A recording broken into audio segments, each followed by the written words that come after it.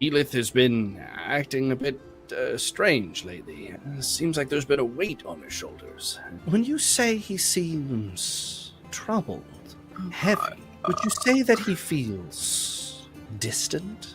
Yes, almost as if just out of reach. I am going to have to excuse myself. There's someone I need to go see.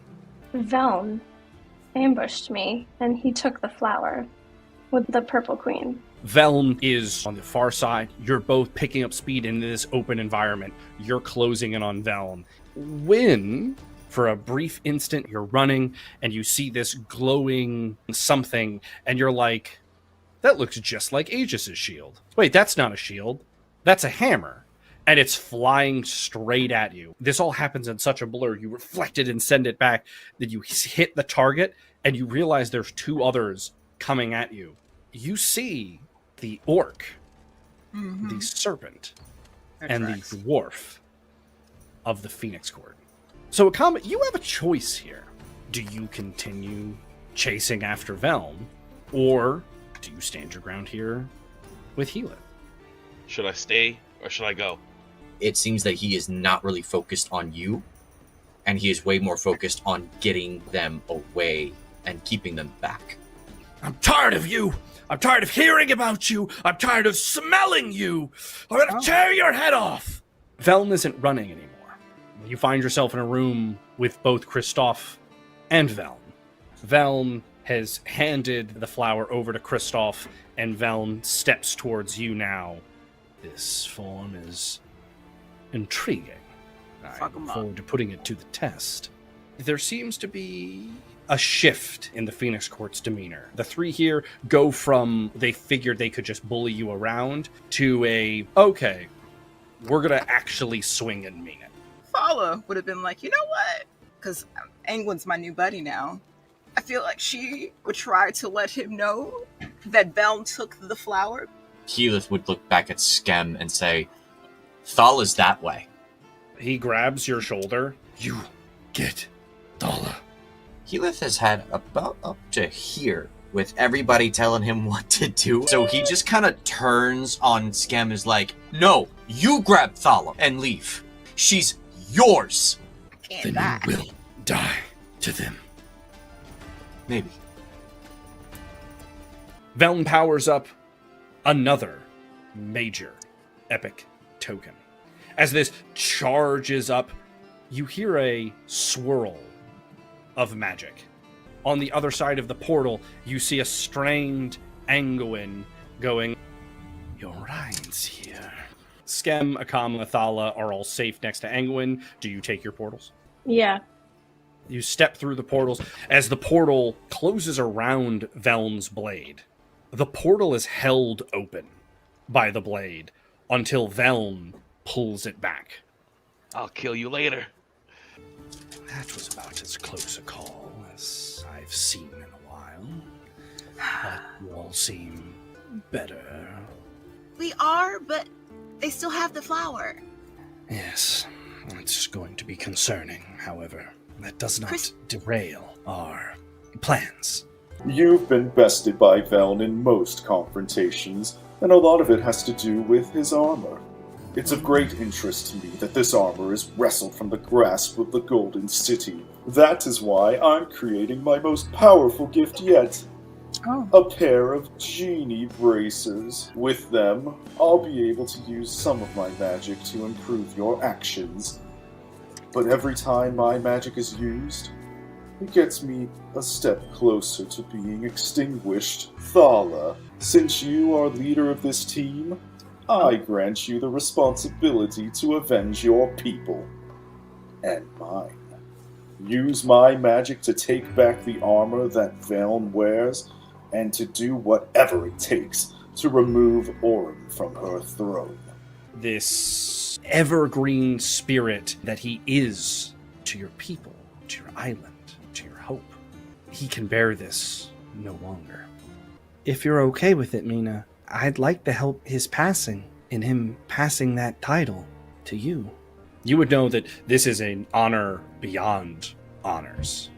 In some ways, Mina doesn't feel like she's worthy of it, but Mina has done her best to protect the team, random civilians, these small children, and she's done everything that she has done for her island and the trees that live there, so I will accept it. Thala, it's looking at these bracers now clad on your skin. And this power you feel. And part of it also is in understanding now of what Veln is. Healeth, the true thing that eats at you. As you looked at each one of the Phoenix Court, you thought to yourself, I'd kill you. I'll kill you. I'll kill you. But despite the numbness, despite the fact that your feelings and your emotions feel but just out of reach, that same feeling of willing to kill couldn't manifest when you looked up at Helen. A comma. You see a letter had arrived for you, and you read through just the opening lines. This letter reads simply, from your sister, written but 2 days ago. Our Royal Empress Orym has reached new heights. Oh, God. Yes, if you thought that she was great and powerful before, then cast your eyes on your Empress, who's reached an even higher form of being. Henceforth, she will be recognized as High Empress Orym. And her first act is for you to all hunt down a woman that wishes to threaten our High Empress's reign. A dangerous woman known as Sequoia, who we believe is plotting to assassinate our High Empress. Our High Empress takes this threat so seriously that she's putting $1 million gold bounty on her head to be captured alive.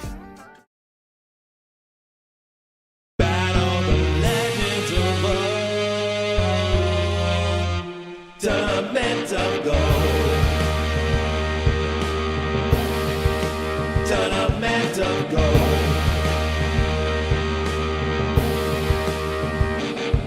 From Still Star to the Twilight Vale, Golden City to Embervale, we fight the fear, the fierce, the bold, in the tournament of, don't fight when, can't give up. The time is near, the fight is here. It's just one wish, you have to win the tournament of gold. Tournament of gold. Tournament of gold.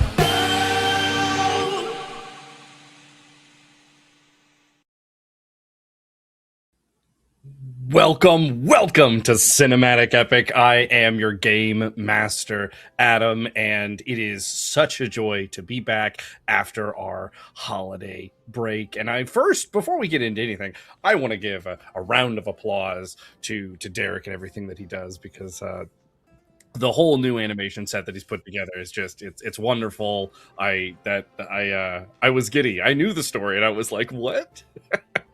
But to get back on track, this is Cinematic Epic. Cinematic Epic is a TTRPG where we tell our stories a few ways. The first way that we tell the story is the world that I craft and the NPCs that I bring to life as they go through with their decisions. Next is everything the players do. How they want to, do they want to be rude? Do they want to be gallant? Do they want to stand up for their beliefs? Or do they want to succumb to their weaknesses? And then finally, the dice that are rolled along the way. Every glorious 20 and every even better 1. Because ones, I find, tell the greatest stories. Especially when they roll them, not me. The last thing about Cinematic Epic is you are always welcome to try. It's kind of our golden rule, if you will, is that heroes may always attempt something, even if the rules of the game don't quite support it. We find a way to bring this creative impulse to life. Another quick shout out is to Tabletop Audio. Tabletop Audio is a fantastic way to bring forth sounds, music, just an audio flair to your sessions, whether you're playing at home or you are playing online like us. So check it out. I don't have to do much of a recap because, again, of that fantastic opener that we had. Again, round of applause to Derek. So we're going to get into the meat and potatoes of this, and we're going to bring in the party. We're going to say hello to our heroes who are still standing on their quest. Still standing. Still alive. For now. Yes, not for now. Still we alive. do have a packed session today, so we're gonna be jumping kind of into it. So we're gonna start things off with Thala. Yes. Fala. No. No.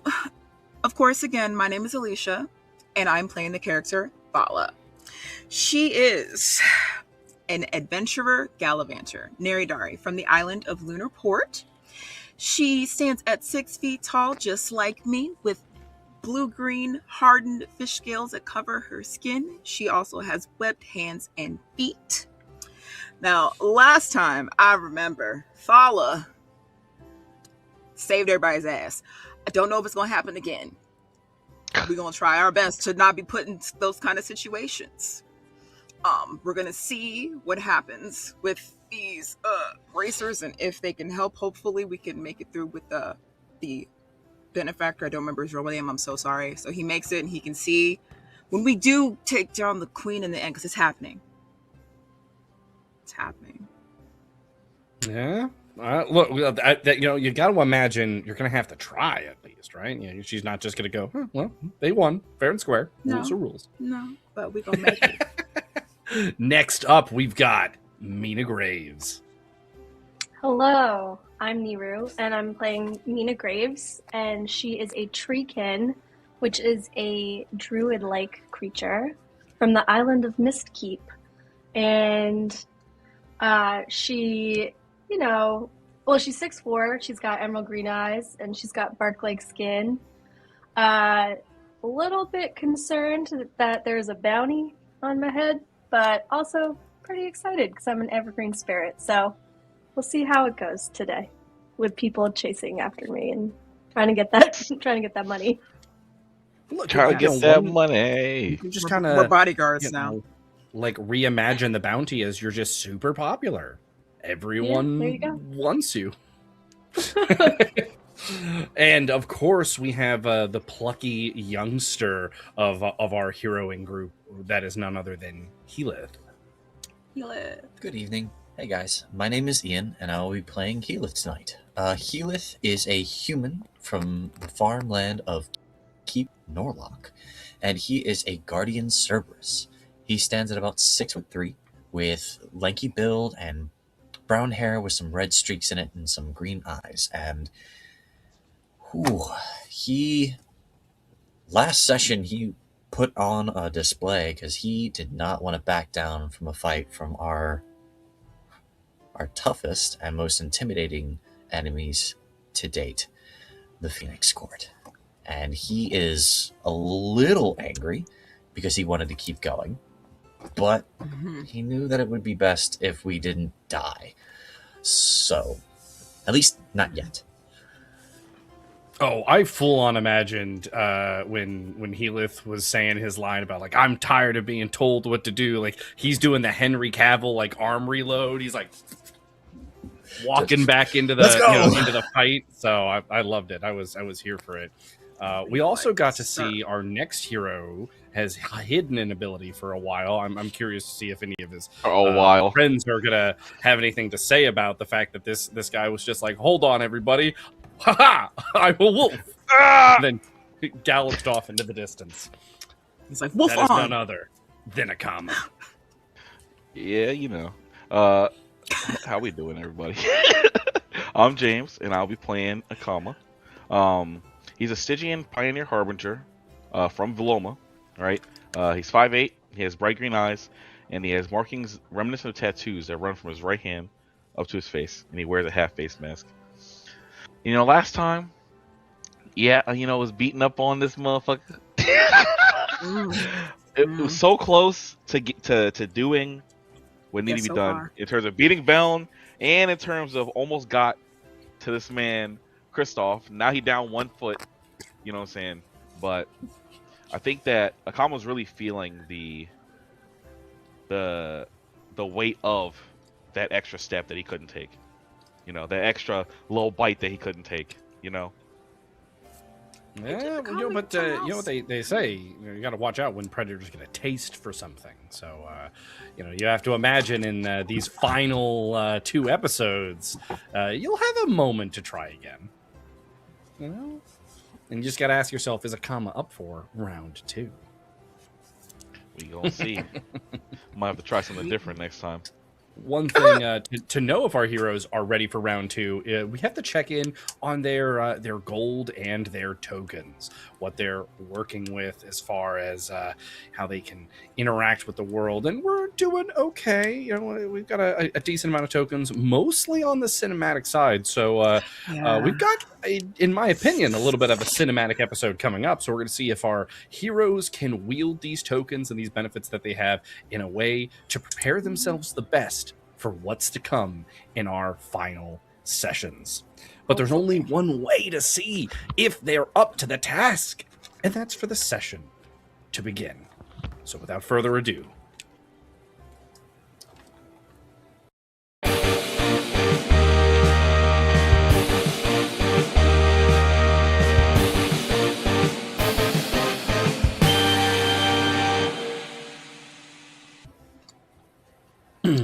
as all of you are, you know, you're Heath and Mina, you're the last 2 to step through the portals. The sword wedged in, it sits there, and very surprisingly, you can tell by England's face, the sword isn't snapped by it as Veln pulls his blade back, and Akama lets him know that there will be a round 2. There's a heaviness in the room for a second, as the party has just left a battleground where they were facing off with Veln, Kristoff, and 3 of the 5 members of the Phoenix Court. And then a laugh begins to break the tension, as Russ and some of the other members are standing there, having watched the feats that each one of you pulled off, and they're beyond impressed is the easiest way to describe their emotion, as Russ looks at the party and goes, I can't even believe it. I mean, I really thought that when Angwin said that we need to be ready to go help you, I thought it was going to be... Skem looks over the party and says nearly the same thing as he is catching his breath, and he kind of catches Heath's eye, you know, and looks over at him and goes, there was a part of me that was worried that you were being foolish or stubborn.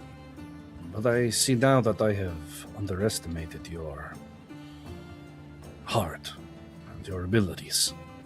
I do truly hope you take no offense from my actions. I look forward to the upcoming fight, and you on my side. I thought he was blonde. I die. I'm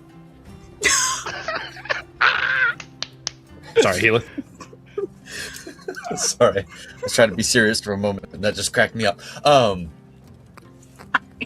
I am ready. Almost. I think most of the Phoenix Court I can take. But I think, in my heart, I can't. Helen needs to be distracted. I can't do it to her.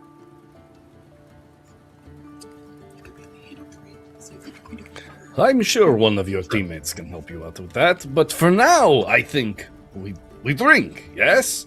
And Skem goes over and starts filling, and like for the next few minutes, it's nothing but the other party members coming over to you, each one of them interacting with the group, whether it's Mina Graves and talking about like the spirit walking, talking about Thala, and just this like insanely more powerful version of like this water orb attack that she's been doing, Akama in his transformations, and Healith in squaring off against multiple members of the Phoenix Court. And the mood shifts maybe a touch more seriously, but doesn't go negative. But there's an edge to the jovialness that is drawn as Aegis joins the party. And he kind of walks over and he grabs a drink and he gives a cheersing gesture and then says, I wouldn't party too much. We are still going to be training today. Oh. Healith, we'll be doing your one-on-one right after, so be ready. Make a mental note of the things that they did differently than me, so we can discuss them. And then he, like, drinks his drink, puts it down, and then exits the room. Anguin then starts to prattle on about, like, some of the things that the differences that they saw in each one of the members and such, before he's kind of, like, hushed and shushed by the entrance of Sequoia and Epsilon.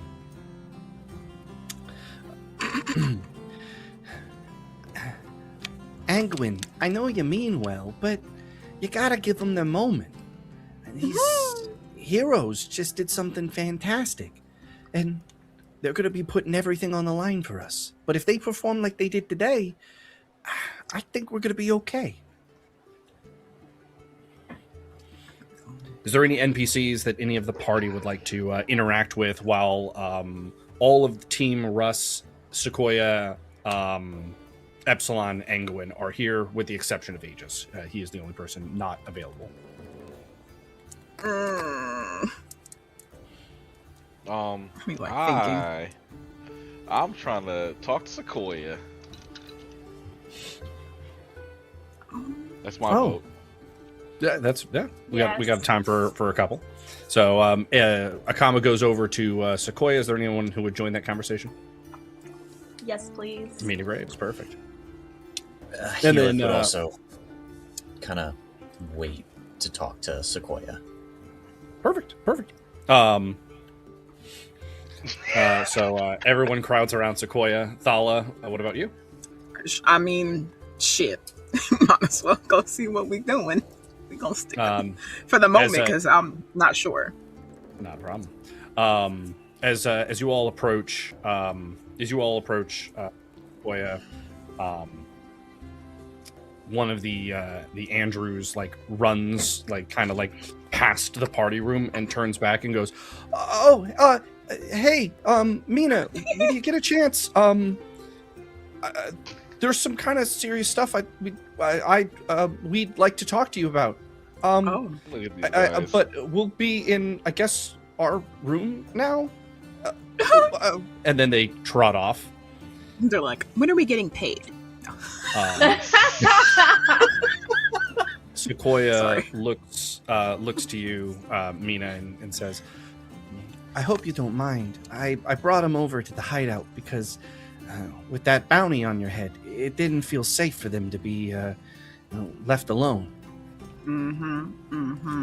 Yes, and my little branches. And the bounty on your head, you mean, but they think that I'm you. So really the bounty's on our head. I mean, yeah, but nobody knows I'm here. So right now you have to bear the weight. And so I just didn't want them to get caught in the crossfire. Well, thank you for bringing them here. And because of what you're going to do for everybody, I'm happy to bear the weight of this for the moment. I won't have you bear it a moment longer. But I will make sure that when we win, and we will win, that your praises are sung for the sacrifices and the risks that you're taking. Well, trees don't really care much for praises, but I just want my island to be safe. Of course. How is that going to work with the tournament if there's a bounty on her head? Yeah, that's a very good question. Once we're in the arena, there's nothing that they're allowed to do as far as interfering with you because the rules will be protected and enforced by the gods. This is all a desperate plea to make it so you don't make it there. So Okay. that's why I I figured see. move the Andrews here so you don't have to worry about them. Okay. So I just have to get. Yeah. Okay. That makes sense. I've also made accommodations for you all to be able to stay here. Especially you, Mina. I think it's best that you lie low, but we'll talk more about that later. You all came up to me with a purpose, it seems. While that's happening, Skem does like lean over Thala's shoulders and kind of whisper in her ear something. He just says, "That was not the time, but after your training, come find me. I wish to speak to you before, well, all of this happens." And he excuses himself to allow the conversation with Sequoia to continue happening. All right. So, I don't have to say. yeah, no, you're fine. Yeah. So, what all did you come over to say? Looking at everybody else to see if anyone starts to say anything. You was the one. You was first. Go on ahead. Well, I've come to talk to you because ever since all of this, the plan, we've not had a lot of time to talk, but I need to know that after all of this, if everything goes right, that you personally will go to my people and see them. Of course. I'm going to do everything I can to help each one of you. I mean, especially with your people being so close to the spires, I'm going to have to go back there anyway. I just hope nothing's in a position where it can't be undone. I mean, I hope so too. I just know if what I have found out is right, I believe that we used to have a special connection with your Potadafos. And I just hope that can be true once again. I'd like that.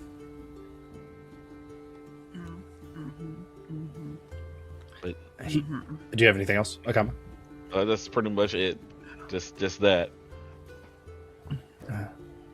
Thank you. Healith, Mina. We covered mine already. Perfect. So In which case? I know. I think Keyleth wanted to talk to her, but I have one question. So I know that part of the plan was getting the flower. It was basically you're gathering all of the Hederas. Yeah. And you have how many with you already? I have 6. No, 5. I can count. 4. Hold on. Yes, 4. I know how numbers work. I'm over here like, hold on. Sorry. My apologies. Wrong. Is that 4 Got the wrong including numbers. herself? Give me 2 seconds. Let me do 2 seconds. She would no. It was not herself. 4. It's Pride. Yeah, it's 4. And 5, 6. Do we know that there's 7? That's the kind of expected number, unless there's something. Okay. In fact, listen. Unless there's some As far- hidden information. I mean, as far as I know, yes, but I also don't know if there's anyone like me, because I'm not really a Hedera. So I kind of feel caught up in all of this. I mean, from my understanding, there's only 7 Hederas, but that's just what I'm working with. So, my question is, from what I gather, you're not going to be able to do the things that you said you'd be able to help us with until you gather all of them.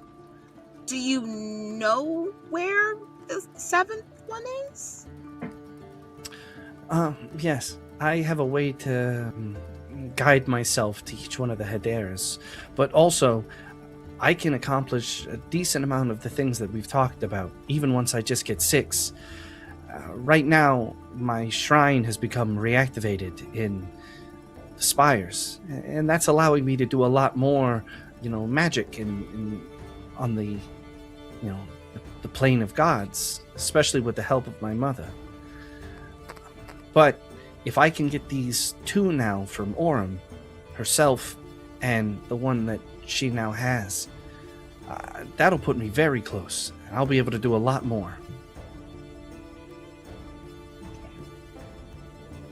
Okay. That was my question. Healith? I can hear Ace just getting impatient, but I'd love to answer what's on your mind. You seem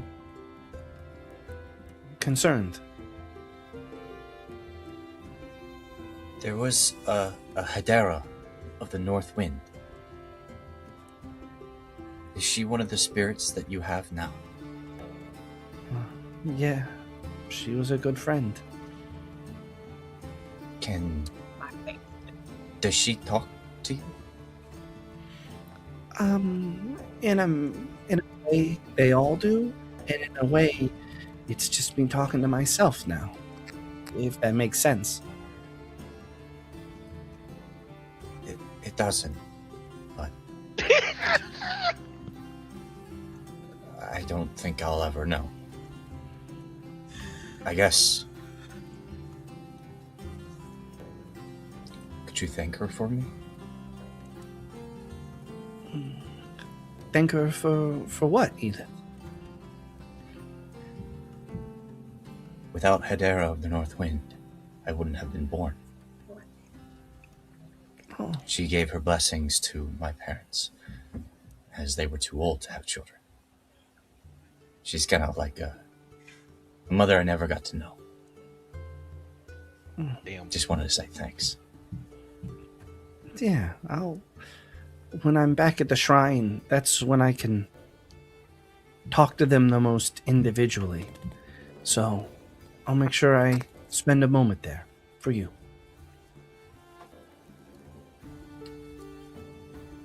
Tell her thanks from her son, I guess. Ish. Damn. Of course, yeah. Thank you. Yeah. And Healith kind of turns quickly, goes right to the training with Aegis. Perfect. Nah, I'm coming with you. You can't run away. In short order, each of the party members makes it to the training, and we're let's get a good old team roll here, and we're gonna add a situational +10 to this roll, and we're looking to get above 50. So one roll for each player. Oh Someone guy. rolled something. We My definitely God. did it. Okay. Oh, Who got the day 30 on this joint? Who's that? That would be me. What is that? And for the first time as a group, there's no debatable, okay, well, he was still kind to winning. For the first time as a party, you beat Aegis. Whoa. Wow. Every trick, everything, and he doesn't. It's it just like all the trainings. He doesn't hold back.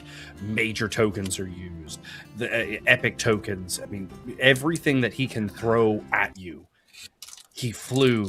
His shield exploded. He threw everything he could, and this time, the party prevailed. Though they're not supposed to, as he asks them to not distract. The Rust party at all at one point or the other, like, would peek in, and when Aegis is like picking himself up, and there's no sorrow in the fact that you beat him. He's like beaming with joy that the party has prevailed in the contest.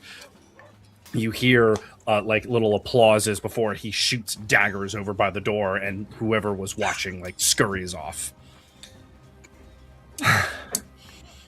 Okay, we just have to keep this up, and I don't want to get ahead of myself, but I think think you all can do it. Again. All right. The rest of you, you're excused. Heathcliff, let's. I'll give you 5, and we'll get into it. And he goes over and he starts like undenting some of his armor and stuff like that as Heathcliff prepares, and the rest of the party heads out from the training. Well, Kama will be like, wait a minute, wait. I'm sorry, Kama? Kama will be like, wait a minute, is it possible for me to be able to stay and train too? Oh. Then. So, the only thing that would weigh on Akama's mind is that if he wanted any answers about the letter, that the window for talking to Okram about that would be narrow.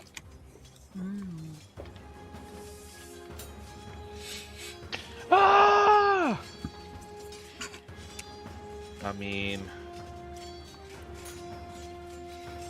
damn.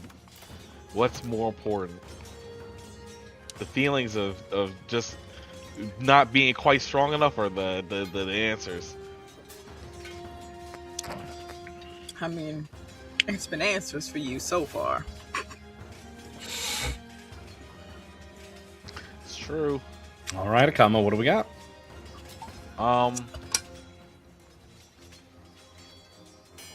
For what it's worth, it is a training session that you would be going to, the one that, unbeknownst to everyone, is with Okram.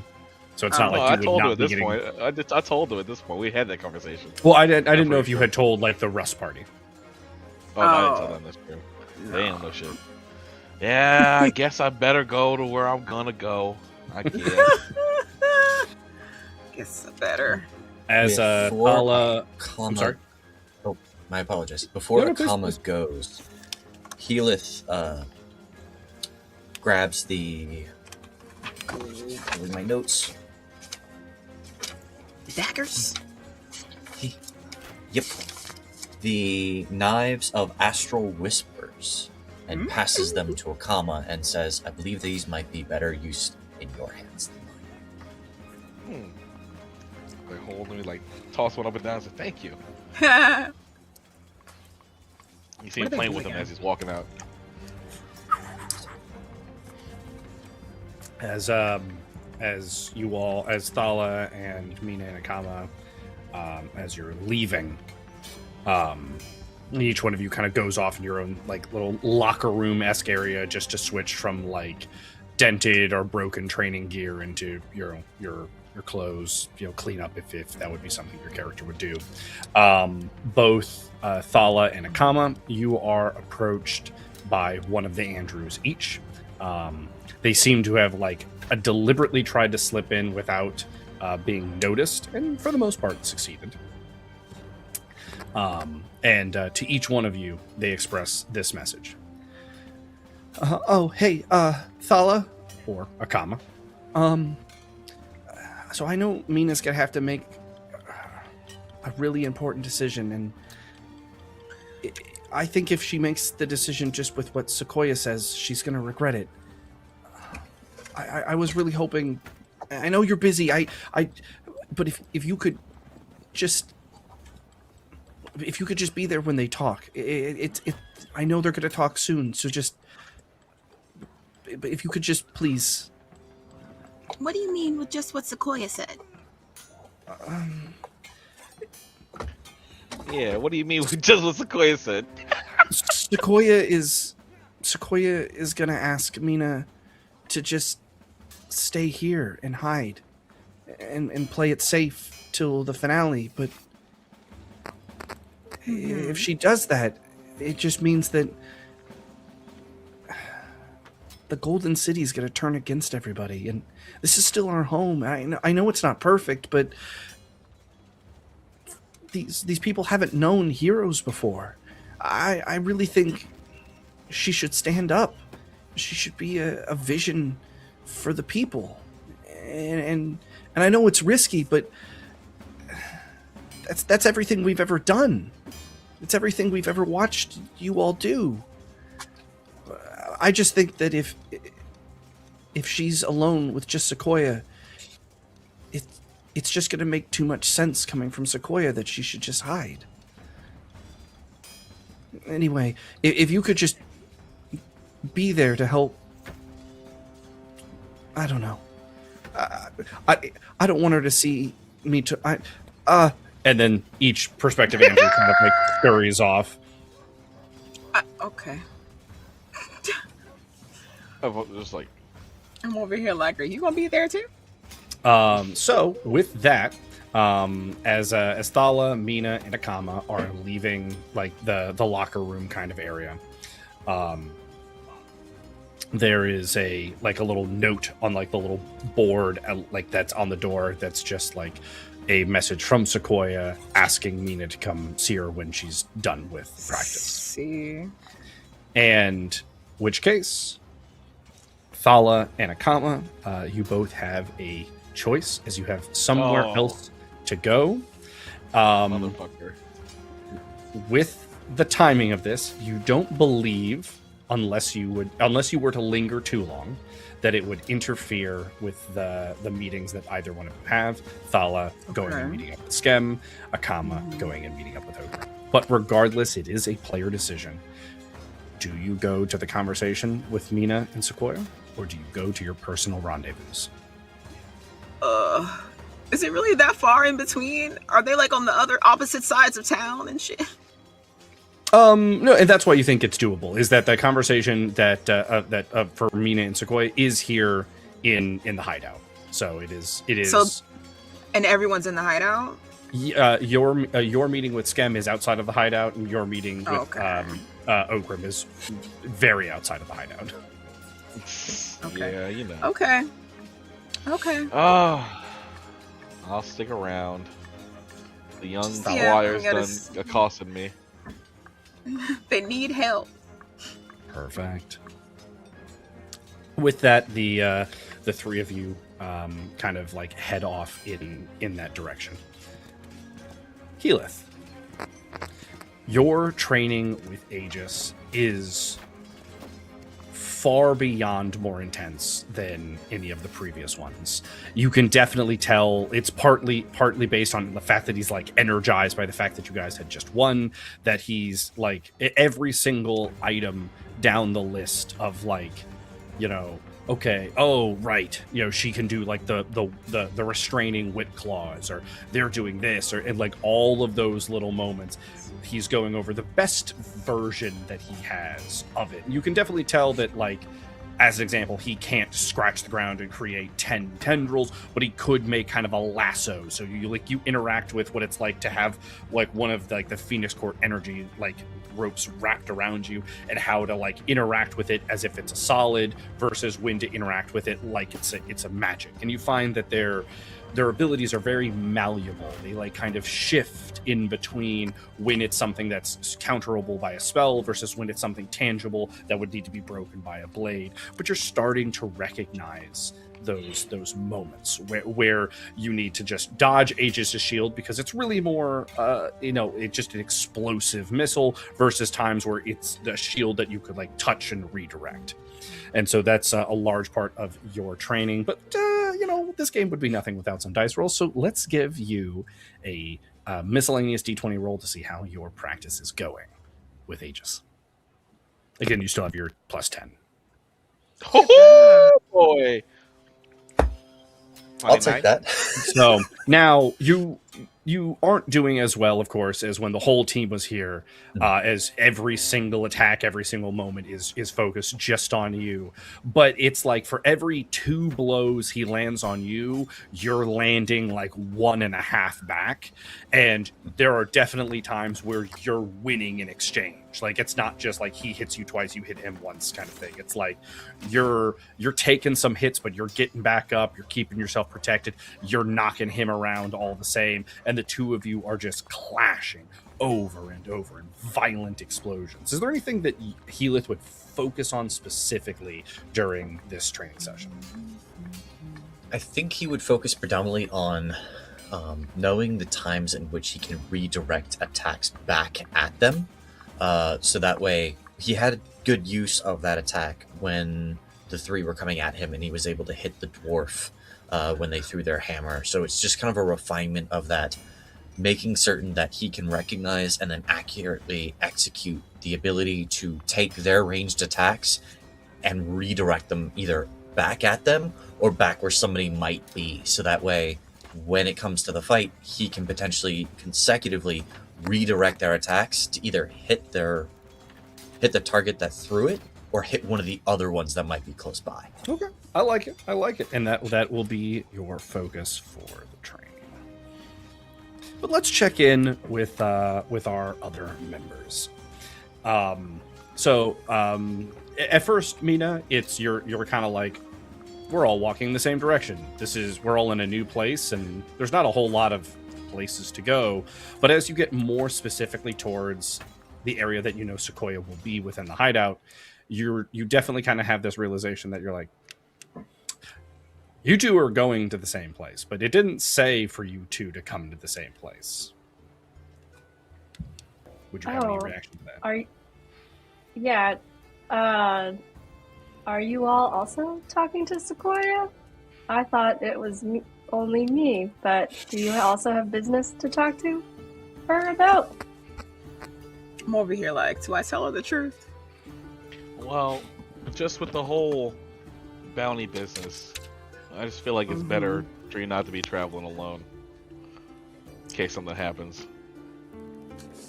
That seems logical to me.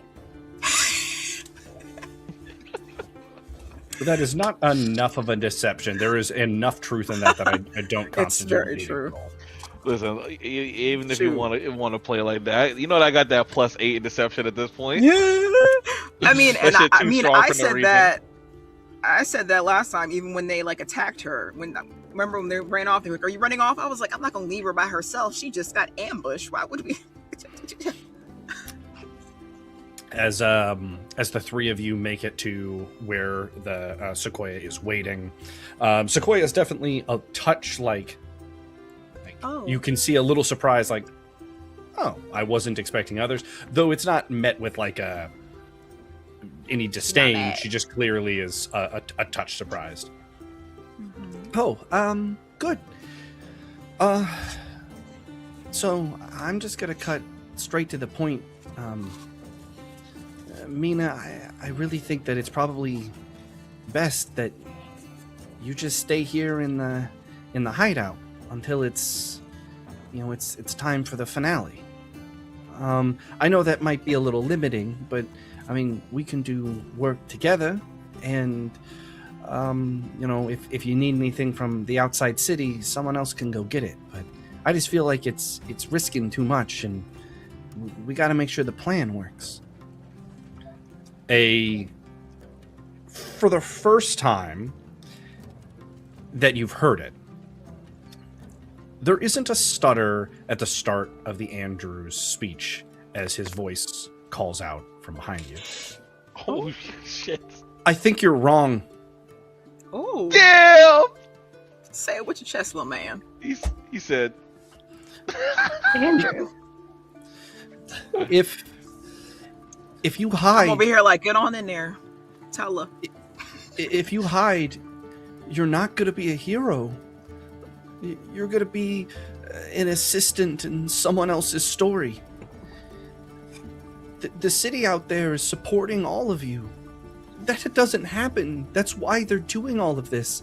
But if you just disappear, if you're not there for everyone, they're just going to go back to the way it's always been, where Orem barks and everyone else just has to deal with it. Don't you see, all of you? And he kind of gestures to Thala and Akama as well. Represent something that the Golden City hasn't seen before. We don't have heroes. Not like you all, at least. I really think that you need to rally. You need to be a vision for the people. You have to rise to a greater calling than just, again, being a part of Sequoia's story. He's Sequoia Sequoia begins to reiterate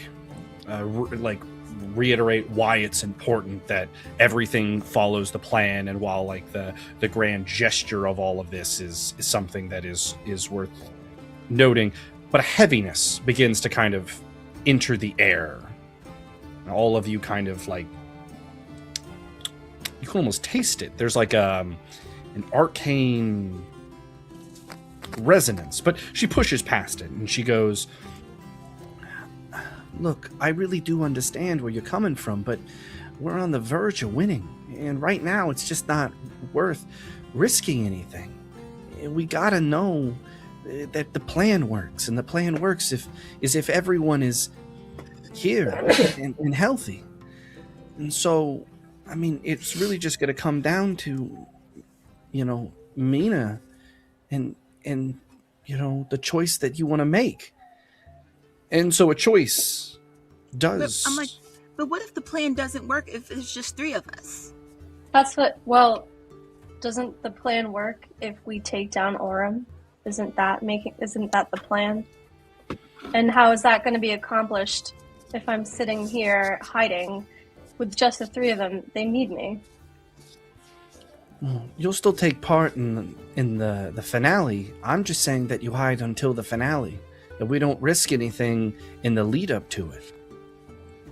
Once you're in the arena, all of the bounties, all of that goes away. None of it matters. I mean, that does make sense. Or she's saying until like the fight. Maybe. I'm just saying that until until you're in the finale, you have to sit on the sidelines. But once you're in the arena, that's when it's going to matter. And one of the Andrew barks back. But how many people are going to die for this moment? You're not helping the people. You're just helping your end goal. What if this was your island? Would you want someone to watch it burn just to say they won at the end? And on this note, Mina Graves, oh goodness, you have a decision. This decision is, will you rise, grow to be the tree that gives, or hide, grow in the canopy of Sequoia? Of course, since Thala and Akama, you are both here, each one of you, before the decision is made, gets to weigh in with your character's opinion. Let's try to keep it to one, like whichever choice you think you should do and your reasoning for that choice. I just had one question. Of course. When she keeps saying finale, is she talking about when it's just like us and like the Rust team, or what is she talking about? So the upcoming bout inside the city is the final bout. Who the winner will be getting the wish. So everything is all coming. 3 of us are in there. Yeah, well, it'll be all 4 parties that are remaining. So it's the Rust Party, your party, the Phoenix Court, and the Golden City. Oh, I forgot about the Golden City. It's basically Val and the boys, basically.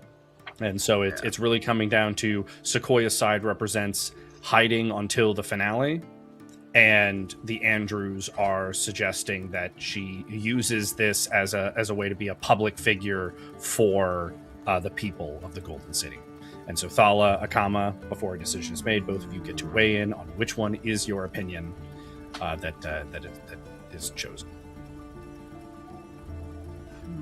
I think that if there's anything that I've learned from us being in this tournament so far, it's that it's not in the act of winning, it's in how you win that's important. I think that's what you should think about. Like, how do you want to be remembered? You know, when people think about you,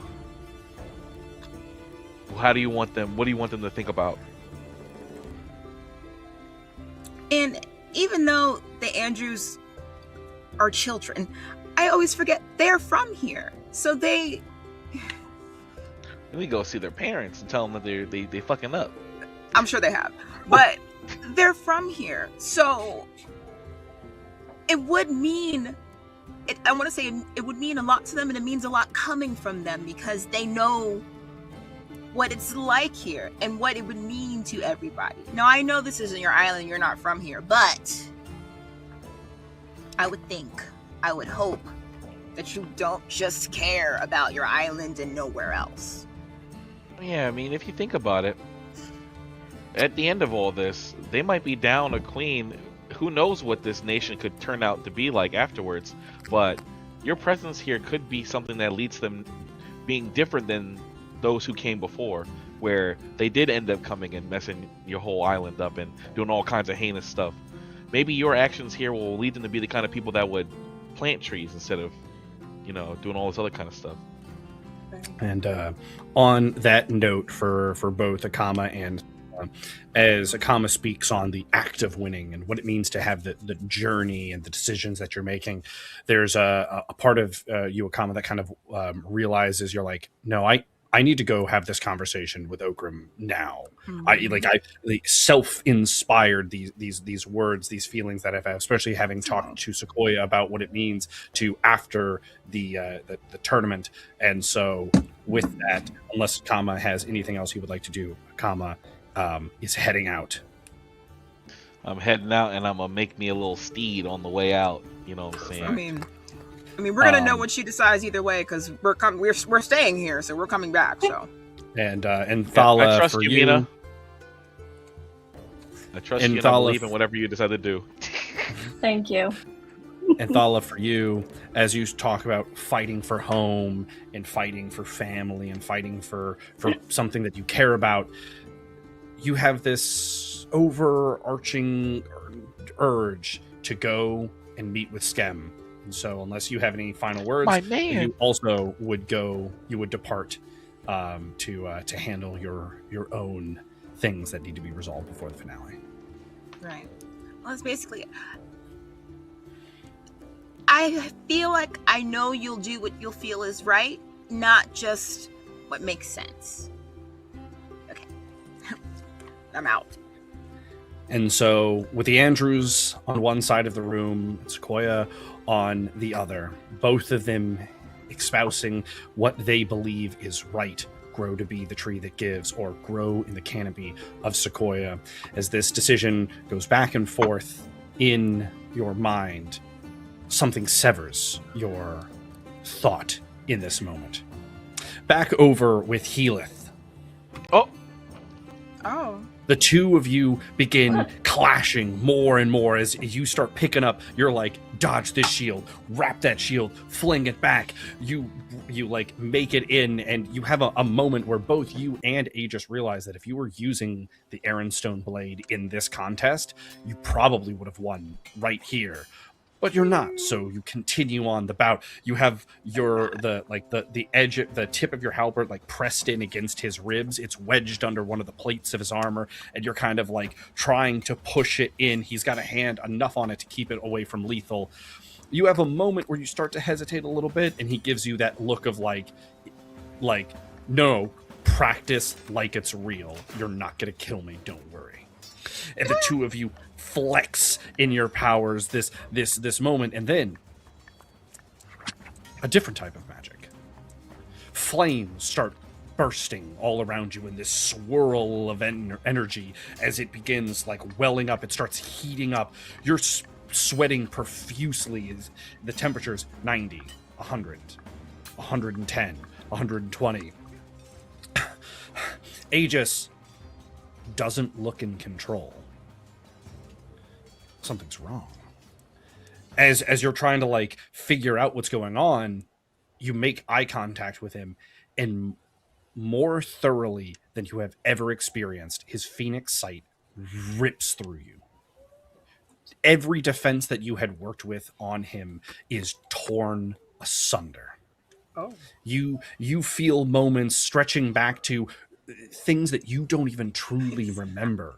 Being held in your parents' arms, in the first hour of life. First steps, first words, first crushes, first jobs, first heartbreak, first injury, all of these things ripping through you. Some of them almost feel like new experiences because they had been so buried in the past that they weren't even consciously a part of the person that you are today.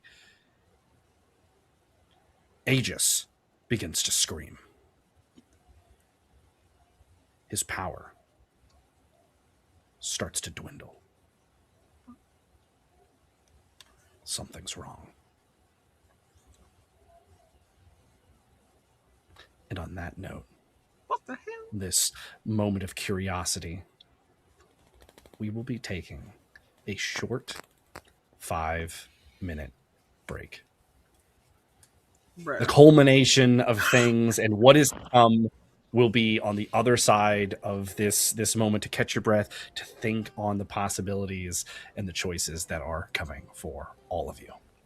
We'll see you back in 5 minutes. What the hell? I have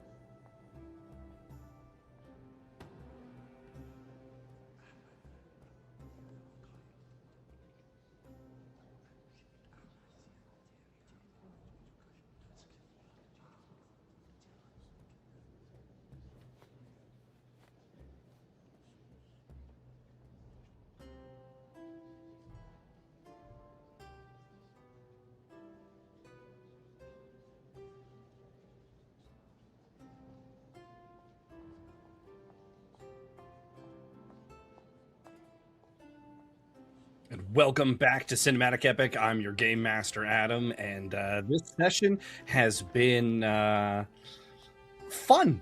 It's been good. It's been joyous. The party has got to celebrate. They've got to interact with some of the other characters and heroes within the story, and in general, the feeling is we can do this. Well, perhaps as something mysterious, something unfortunate, something ominous has happened in the training session with Aegis and Healith. What is happening? What is to unfold? Well, there's only one way to answer these questions, and that, of course, is to resume this episode of Cinematic Epic. So let's bring that party back on in. Welcome, welcome.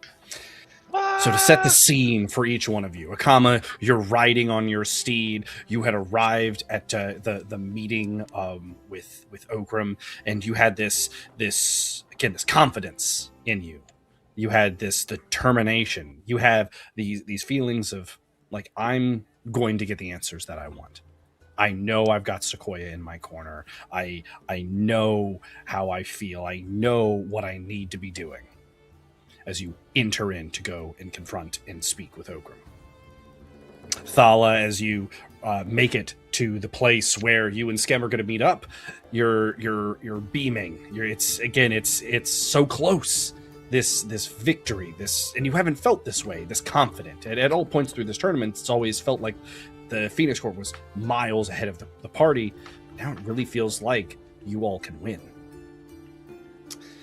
Mina, as you stand there with this decision between the Andrews and Sequoia and what this means for you as a hero, as a person, as an evergreen spirit. That is when each one of these thoughts is interrupted by what was described before, this churning of magic, this energy. Healeth, the temperature around you as you hold off with Aegis rising to this scorching level. As you can tell, his power is out of his control. He screams. This phoenixite rips through you. Everything in your past and present is just being boiled up and brought to the surface. And in this last little lucid moment, as you feel yourself giving away from heat exhaustion and this magic around you, and you see Aegis's eyes lose the phoenixite. And the phoenix energy around him seems to dissipate. As your eyes begin to blacken into this other vision-like state, you hear a voice you haven't heard in quite some time. It's the voice of Surveillance, and it just says, "This is what I wanted you to see. This will shape everything." And in a pulse of arcane magic, Healeth, you share a phoenixite to the rest of the party. All of you witness this scene. The draconic member of the Phoenix Court is barking at the three others: the dwarf, the serpent, and the orc. Foolish idiots! Do you understand how much you've risked? How much confidence? The orc begins to try to speak back. Pandaros, don't you understand? You've allowed this. And he looks down at the orc and scowls. No.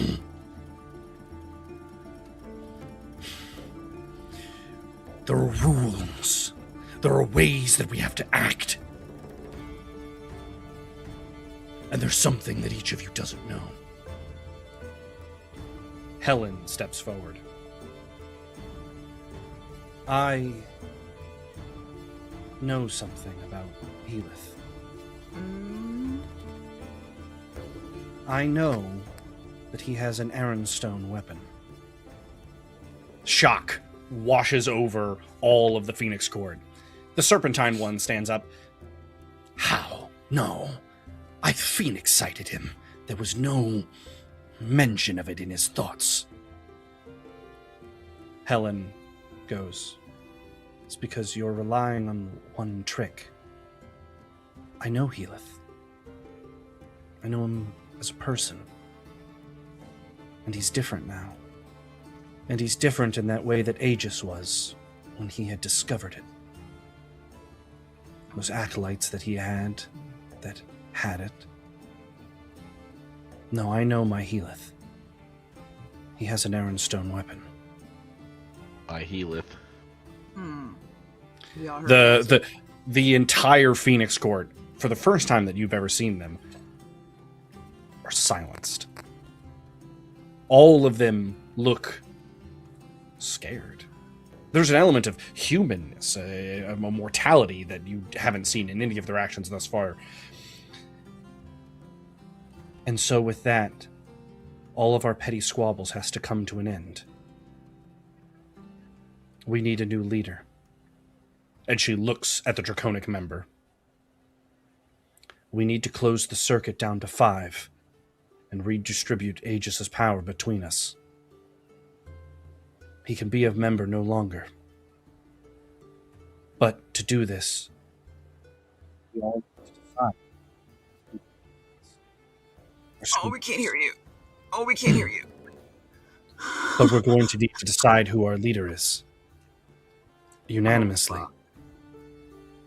So I say, Pandaros, and she references the Draconic one.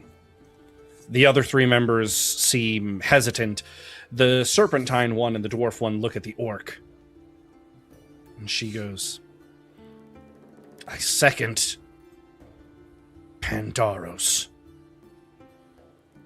And then the Dwarf and the Serpentine agree.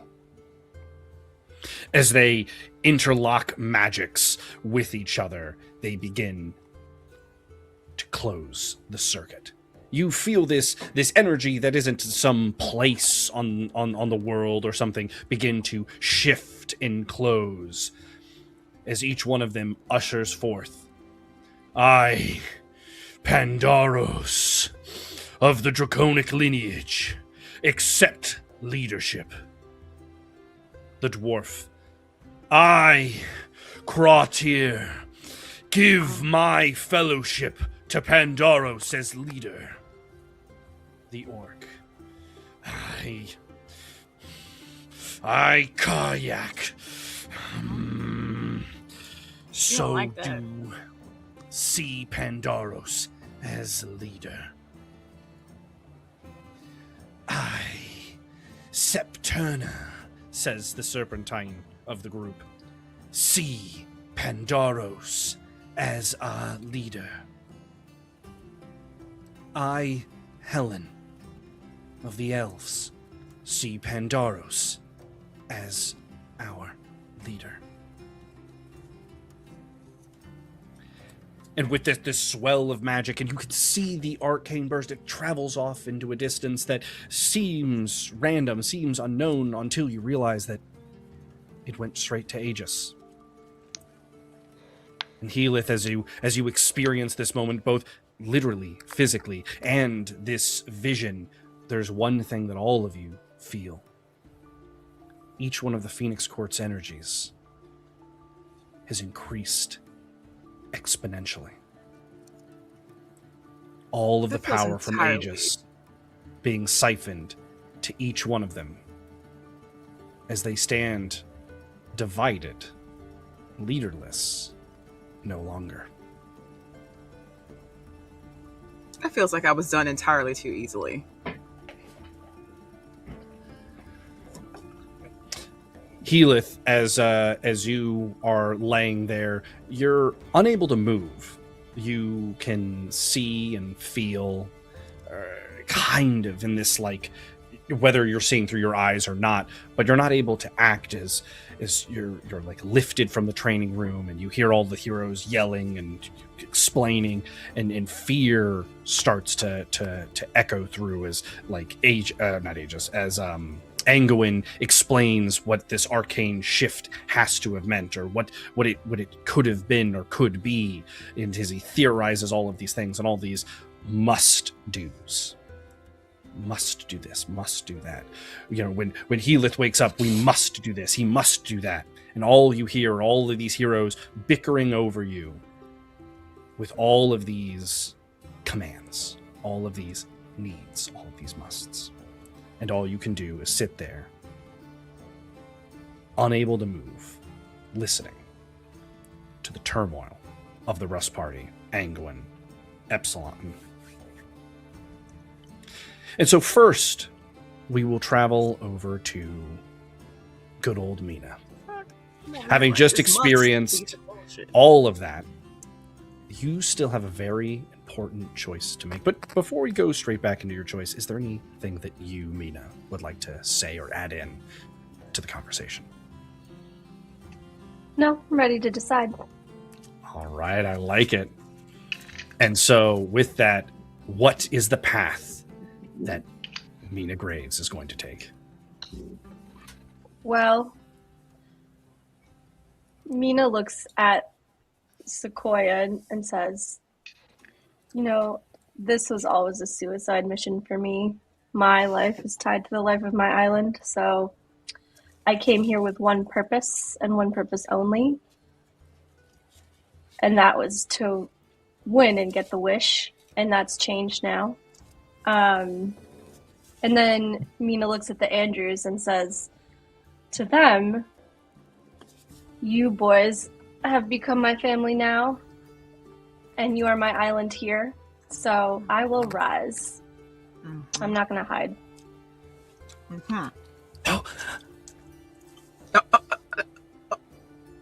It's confused. It's going everywhere. Rise. Grow to be the tree that gives. With that, the Andrews are elated. They jump, they like jump and hug each other. They run over to you, Mina, and they're like, oh, that's so great. Okay. And they go right back into their overexcited stuttering as they're like, okay, so we have some people that we think you should meet. As they kind of like start to drag you out of the room, prattling on about like, this is where like the support groups for the party have been gathering, and this is where, and they just start going through all of these things with you as you walk back through, and you can tell while she's not angry, there's a level of, and Sequoia's left in the room silent. Like, oh. Don't go. She still don't need to go nowhere by herself though. Like, hold on. That doesn't mean leave. Just don't hide. Akama. The buddy system. All right. Akama, you make it to your training with Okram. You're like all of that confidence, all of that, you squared off with Veln, you squared off with the Phoenix Corps, you beat Aegis in training, like all of this pump, all of this fervor, and you touch the door to like go into the room. That vision hits you. And then you enter the room to meet with Okram. Okram is just standing there with a small ornate like plate and cup, and he's just sipping what you imagine is some form of tea or some exquisite drink, as he often has something from a far off land. Oh, good. And how are we today, Akama?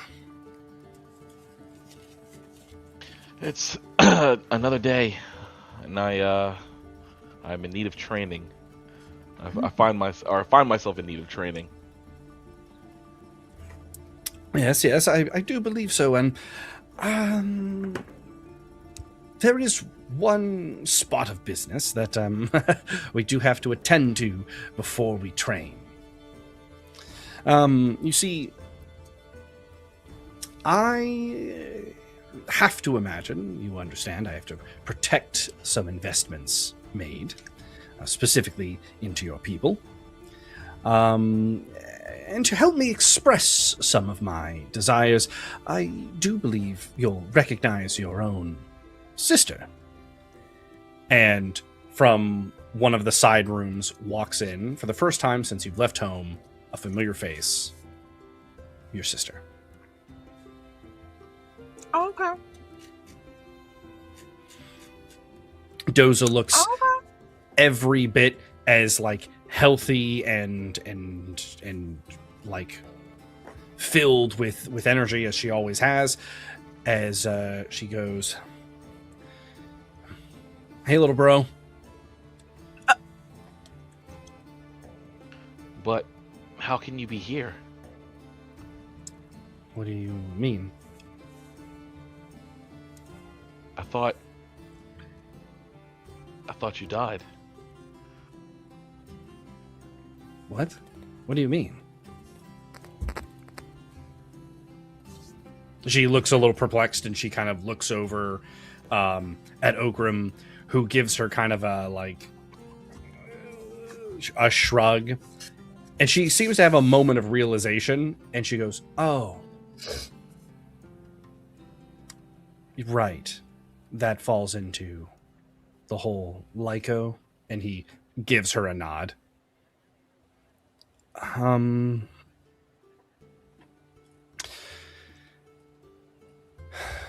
I guess it's probably best you hear it from me.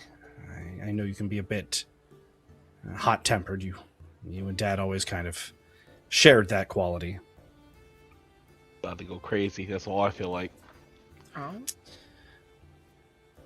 Okram interrupts and goes, No, I don't mind. Akama, I saw that you were in a bit of a stuck position, and you are unwilling to make some decisions for the betterment of your people. And so I may have pushed you in a direction. I do have to apologize and say that you only ever met with me. Lyco had perished long before your meeting in the Erenstar Mountain.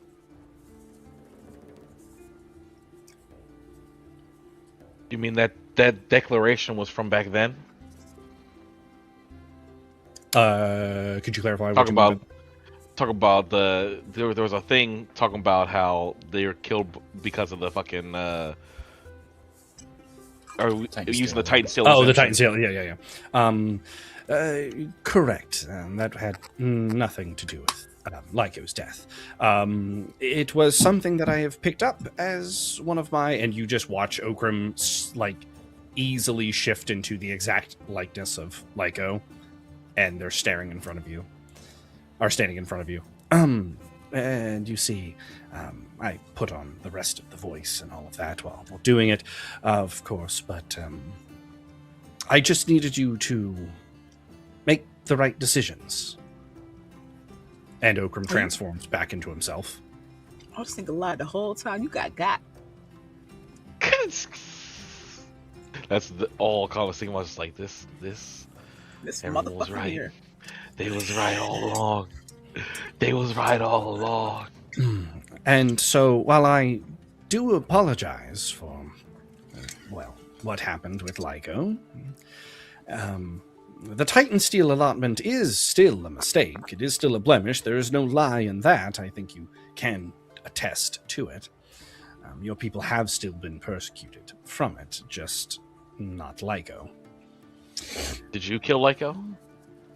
Regrettably, yes. That wasn't the intention off the start, but they had a bit more fight than I expected. So he's just holding his head, just this whole time. This motherfucker he lied, and he just it implicates everything. But none of this is why we're here today. We're here today because we cannot allow the Phoenix Court nor the Golden City to win this event, and so I am willing to offer up to you, Akama, a great deal of power.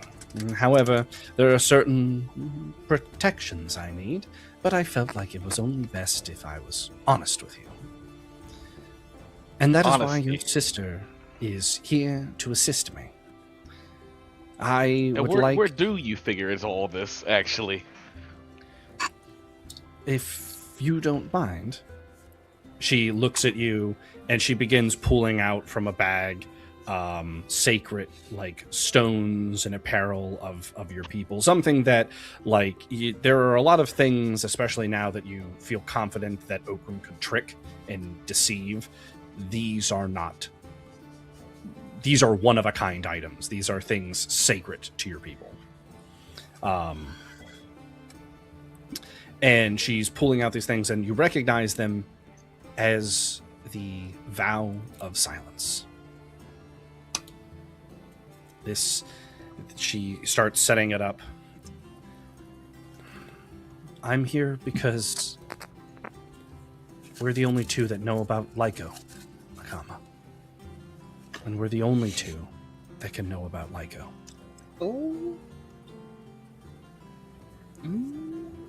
But I told Okram that if you found out, there's no way you'd stay quiet. And so that's why.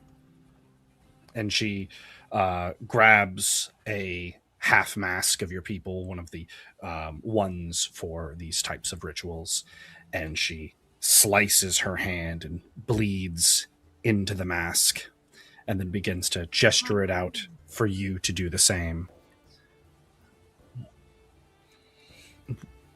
We can't speak about this, Akama. Lyco's death, albeit tragic, has led our people to a bountiful growth.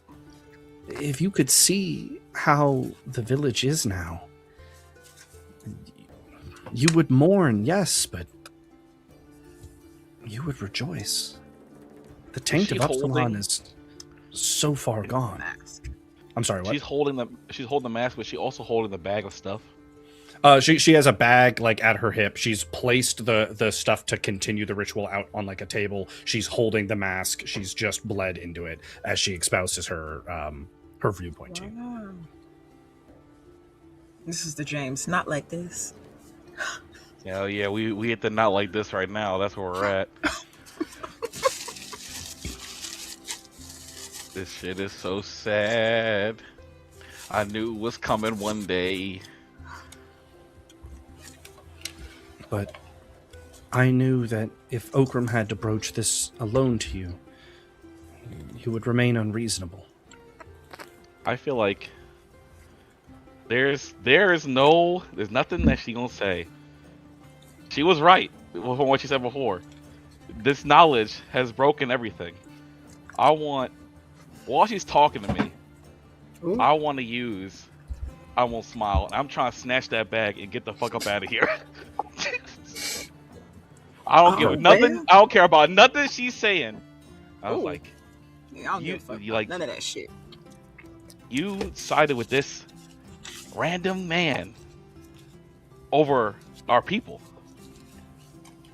And it's like, I guess she don't know all the information, but it's too late for that. He ain't even thinking rationally about that. It's too late. I'm trying to snatch that bag and get up out of here, and I'm trying to spend some coin to do that. So with that, while I do believe I know your answer, I will still put the choice screen up for you, which is bury the truth for the benefit of your people. You vow to never speak of this. Embrace your truth. Your people should know what was sacrificed for this power. You know what's crazy? What's even crazier is I'm having deja vu right now. I seen this in a dream. I seen this betrayal in a dream somehow, and now I'm extra mad that this shit happened. I didn't have to be asleep to see it. Yeah, eyes wide open. I'm taking the embrace the truth. I'm embracing my truth, and it's just like I'm about to try to embrace that sack directly out of her hand. So the only little narrative thing I'm going to throw in there before we have you do your dice rolls is the last thing before your action takes place that Okram says is he just goes, I really do hope that you choose the right path, Akama, as many have played this game, many have lost, and then many make the same mistake of holding resentment. And then now on that note, sound like a threat. we will see. So you said you wanted to you said you're gonna try to grab the bag from your sister, correct? correct? Yes. Yeah, because I'm trying to use I Won't Smile, so I'm hoping that this counts for her monologue and her explaining to me this bullshit that I ain't listening to right now. You know what I'm saying? I'm trying to get that bonus +2 to crit range, +2 to my attack roll. Try to snatch that shit and just roll up out of there. So that would be an attack roll. Are you attacking her? I feel like it is a costing of her person to be trying to snatch the bag. So if you wouldn't consider that combat, that's fine. But that is my intention. So I'm trying to grab this shit. I would say for you to get the bonus, you would have to make like a distracting, like you in attack where it's like you're attacking, yes, maybe not to kill, but there isn't a distraction that is the attack before you try to grab the bag. So it's like the attack is what you would get the bonus on, and then that would set up a bonus for the grabbing of the bag if successful. Okay, with your description, then I think that what Akama would do.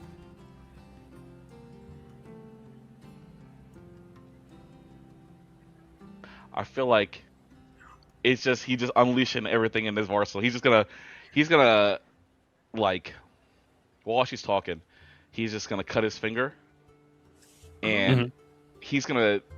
So it's about to be like two things. Because first he's gonna throw some blood behind her. Oh. Right. Okay. To make what is it gonna be? What shall it be? Like redirection. I'm just thinking. I'm thinking like the kind of bears you see in the Spire. So it's not just no regular bear. Which you see and I'm trying to block Okram off with that joint, and then simultaneously after he does that, he's gonna go and bring down the mask of the wolf, and he's gonna go and try to shove her to grab the bag. Happening. Oh shit! All right, okay. And then so we'll yeah, okay, cool. So yeah, let's roll the attack roll on her. Oh yeah, and yikes! Oh my goodness! And I wanna. What you going? I'm sorry. Oh, it's fine. I have the ability to do stuff afterwards. Perfect. Well, actually, I think my stuff is too good actually to do that. So. Oh no, it's not. It's still fine. Now, so this is a surprise action, so she is going to roll a reflex real quick. She only has a +2 to this, and she does have to exceed 21, 22 would be your total currently. Oh. Well, trash ass roll. Not at all. So she is. The ancestors are not with you. And then Okram will also attempt to react. He's on a D30. He does have a +5 to this. He's above a 21. Come on. Come on. Oh. Who's that man? Let me joke this man one time. Is there anything I could do to that? Do I have any perks? I don't think so. Let me see. No, I'm sorry. Wait. Damn. Does this count as an attack roll? From Okram? No, I thought he said it was a reflex check. This was a reflex check to see if he could act. Yeah, I just don't think I have anything. I was about to make him have to reroll. Yeah, it. No, You've got the... Well, again, this is not his react. This is not a reaction to anything. This is just if he gets to react. Oh, so he gets to attempt to do something. Yes, Yeah, exactly. This was just his reflex to see if in this before initiative is rolled, if he gets to like make any action. I'm just reviewing what I can do here just to make sure I don't forget anything. Shit. But yeah. I'll give you a second, but then I need you to describe to me this attack on your sister as she is caught flat-footed and unprepared. I'm gonna just he puts the mask of the wolf on, and as he's growing, he's gonna just one hand shove her up against the back of the bear, and then he's gonna reach and snatch the bag off her hip. With the other hand. Yeah. Perfect. So yeah, you're able to shove her back, no problem. You grab the bag, and the only thing I need you to do is roll a reflex, or not a reflex check, what would this be? A perception check. Ooh. I see. Do you see him coming? Do you see him perception. coming?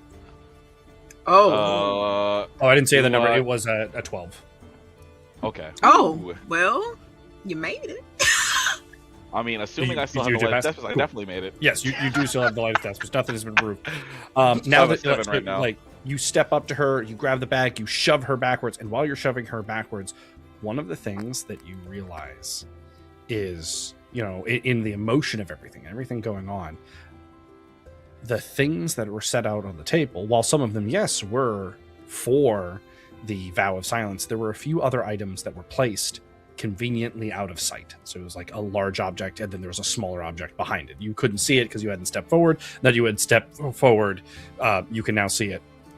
She was preparing a second set of items. The second set of items was the banishment ritual. A ritual used with your people to strip the ability of using the mask from a bearer forever. And one that would remove you from the walk of your people entirely. You was about to get got. Look at him telling me. Even further.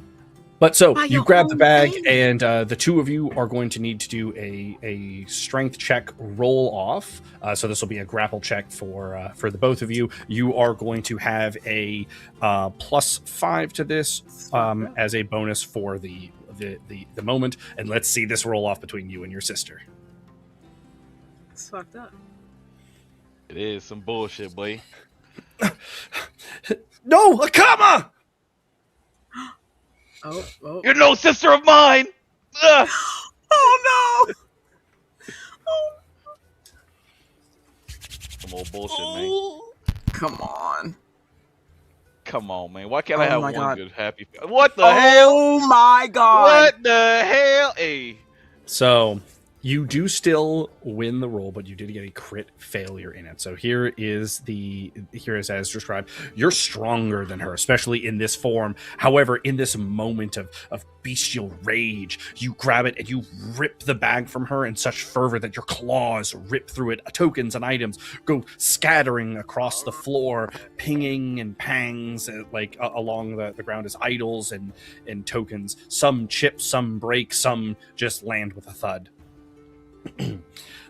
Your sister immediately starts invoking, though it's would be easily stopped because everything is not set up, but she does begin to invoke the rites of banishment.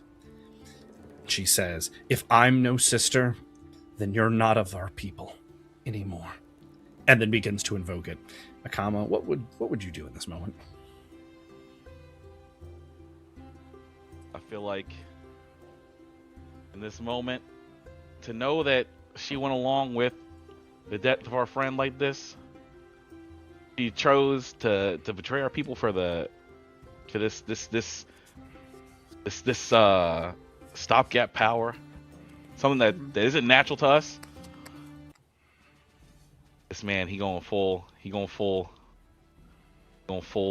bore. You try to take my power, I gotta take your life. Oh shit. Okay. Here we go. All right. In which case, Akama, let's go into initial. Oh, actually, sorry, real quick.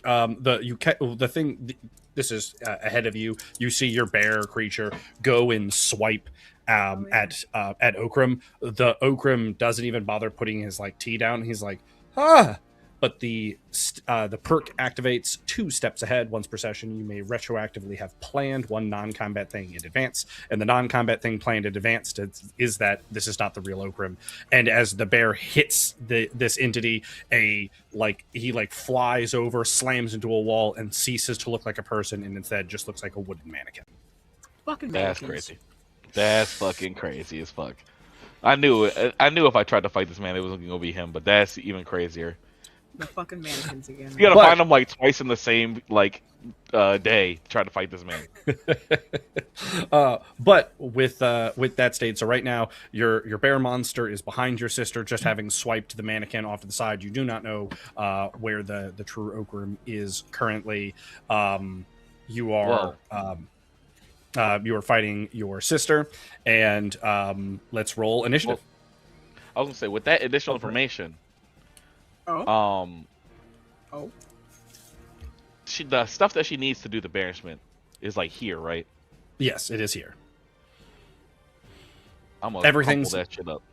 everything's not all set up, and so like it's like it's not set up. Some of it's now broken because of the bag falling. She hadn't like set everything out, so it can be enacted without all of the accoutrement. It's just that's the thing that like just like the masks. Like if you didn't have your mask, you could, as long as you're a part of your people and you've done it, could force yourself to transform. It's just not the same amplified process. It's not as easy. It's not as like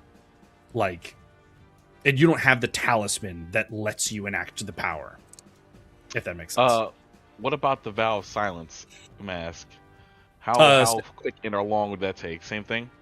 So for that, that is effectively enacted, provided that she got your blood into it. But right now, your blood is not in it. So the Vow of Silence would only work on her.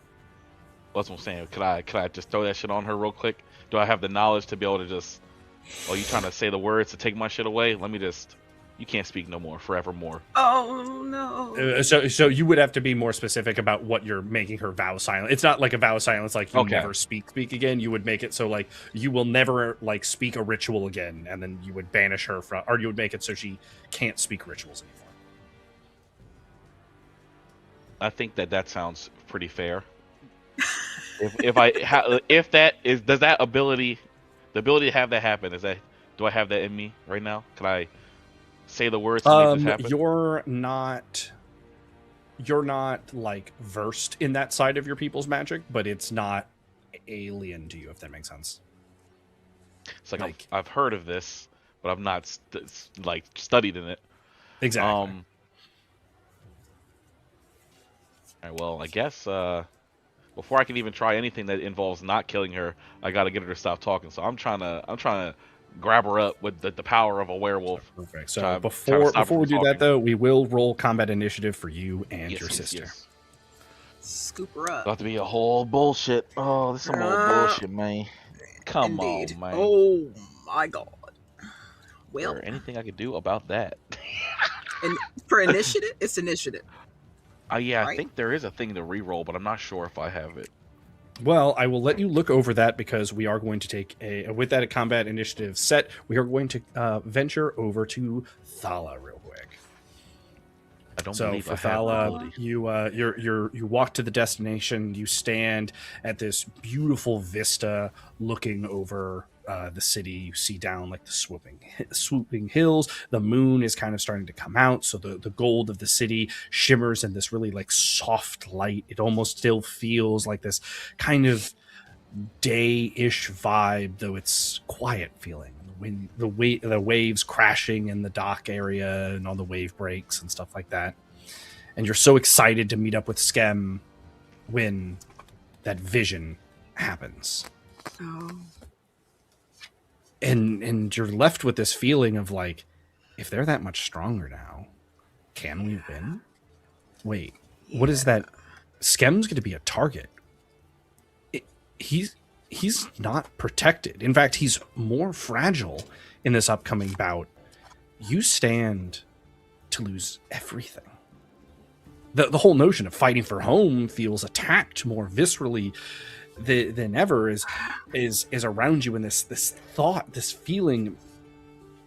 Your throat gets a little tight. It feels like you're drowning, not a sensation you're used to saying or even thinking, but it's everything feels off now. The shimmering of the gold around you, it doesn't feel like the soft light of gold and the moon. It feels like fire. The cheering of people throughout the city sounds like screaming. It sounds like your home as it was breaking, as it was becoming ruined. And then you hear it. A whisper, a voice in your ear. What's wrong, fishy? Do you fear? What? Do you worry?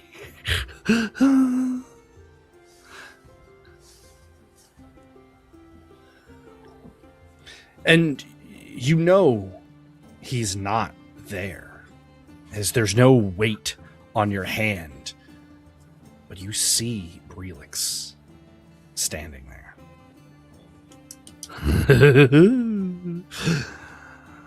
You're going to lose everything.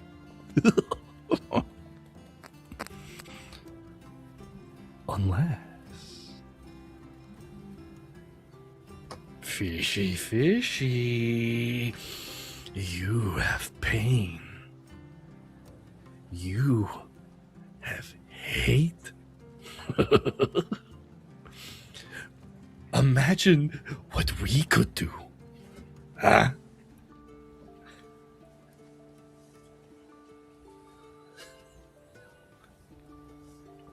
Does it not make you curious?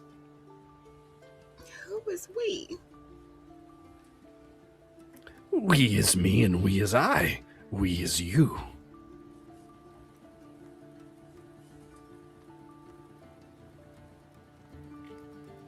He reaches out a hand He literally and tried to kill me at he every like turn. he gestures to stroke your face, but there's no Let's not do feeling in his hands as they're not really there. Oh, Fishy. I'm not here. I'm just your projection. Your trauma. Your pain. It tastes good, yes? No. But what if you fail?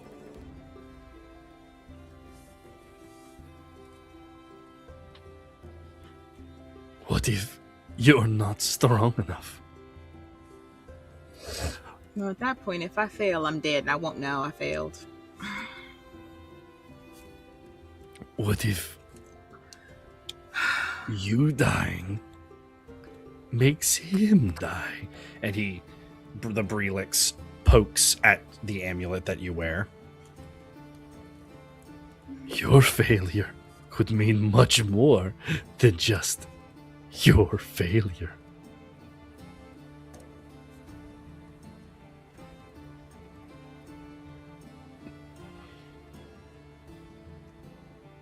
This pretty little necklace that we wear.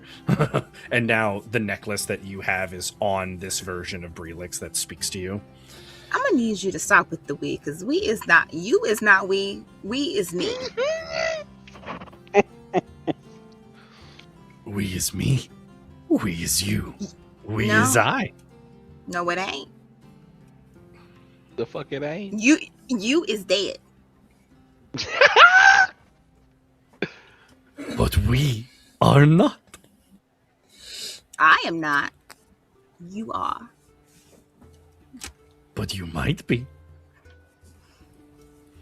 And if you die, And he again taps the necklace on his chest, which gives you the slight vibration feeling on your own necklace. if you die, Russ dies, Breakspear dies. Do I need to go on? And of course, Skem dies. I feel like, look, Skem already knows. Skem knew that. Skem knows that. He knew that in doing this that was a risk. Of course, Skem Not did. that I wanted to happen, but he knew that was a risk. And clearly he was willing to take it. Yes, he is. But are you?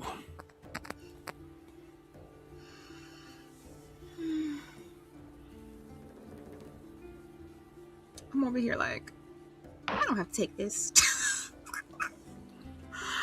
Well, I, you, we can turn all of say we one more time. I'm gonna walk. I'm leaving. turn this trauma and this fear and this emotion into power. And so, little fishy, you have to choose. And so with everything as it is described, Thala, you have a choice. A choice that resonates not externally, but internally. With the weight of everything that is to come. Do you sink into your trauma? There is power in the depths of your emotion. Or do you rise to the surface and sing the song of your people and let the past go?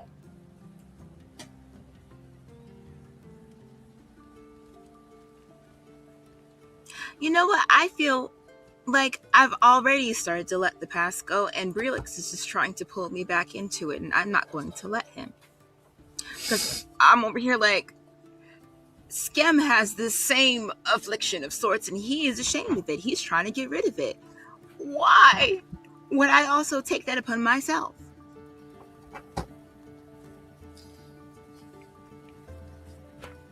So, the decision is to rise to the surface then? Mm-hmm. Perfect. I don't want to be one of them crusties. Look, ashy as hell. Oh, ashed out. As you come out of this hallucination, daydream, something, you find yourself standing alone, and these words are belting from your mouth.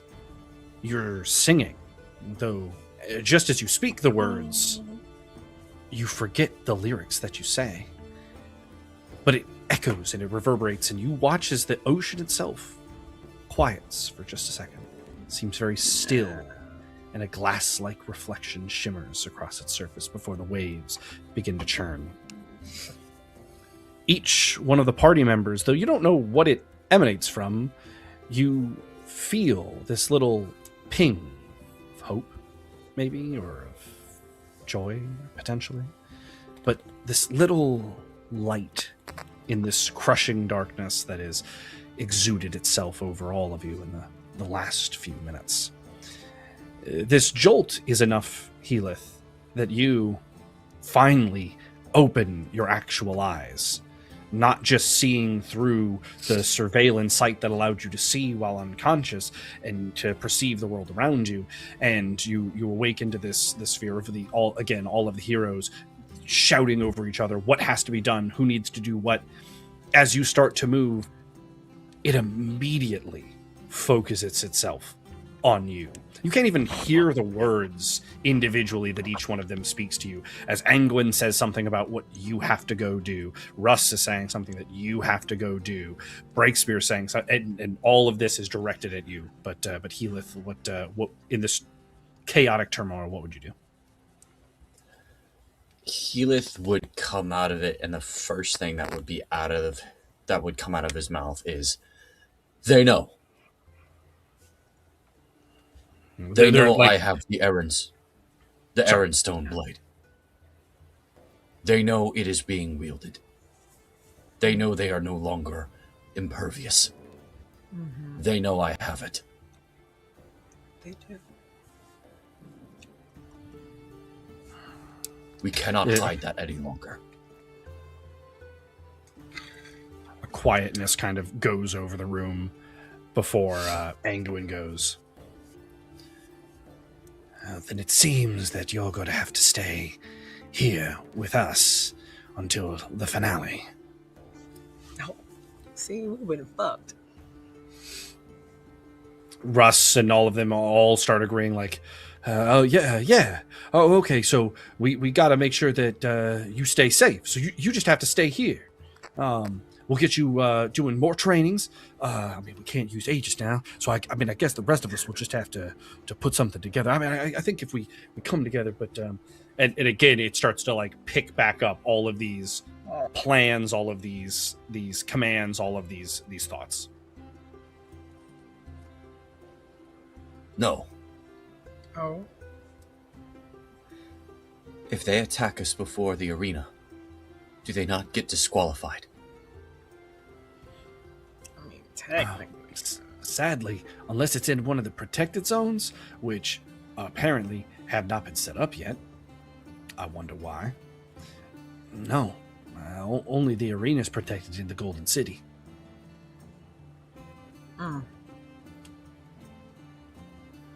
Either way, they're going to be looking. They have to know that if I make it there, it's going to be what they come after.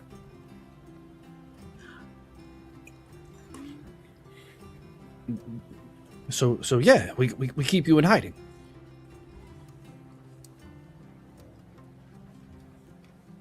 I start looking around at all the... Other than Russ and Angwin, it's the whole team, right? The only person missing right now is Skem and then your party members. So we have Breakspear, we have Mervis, we have Russ. Who was the rounding out? Because each team's 5 people. Who was the last person on Russ's team? I'm forgetting at the moment. Valkyrie. Valkyrie, and then Valkyrie. Ace is their unofficial member. Ace. Okay.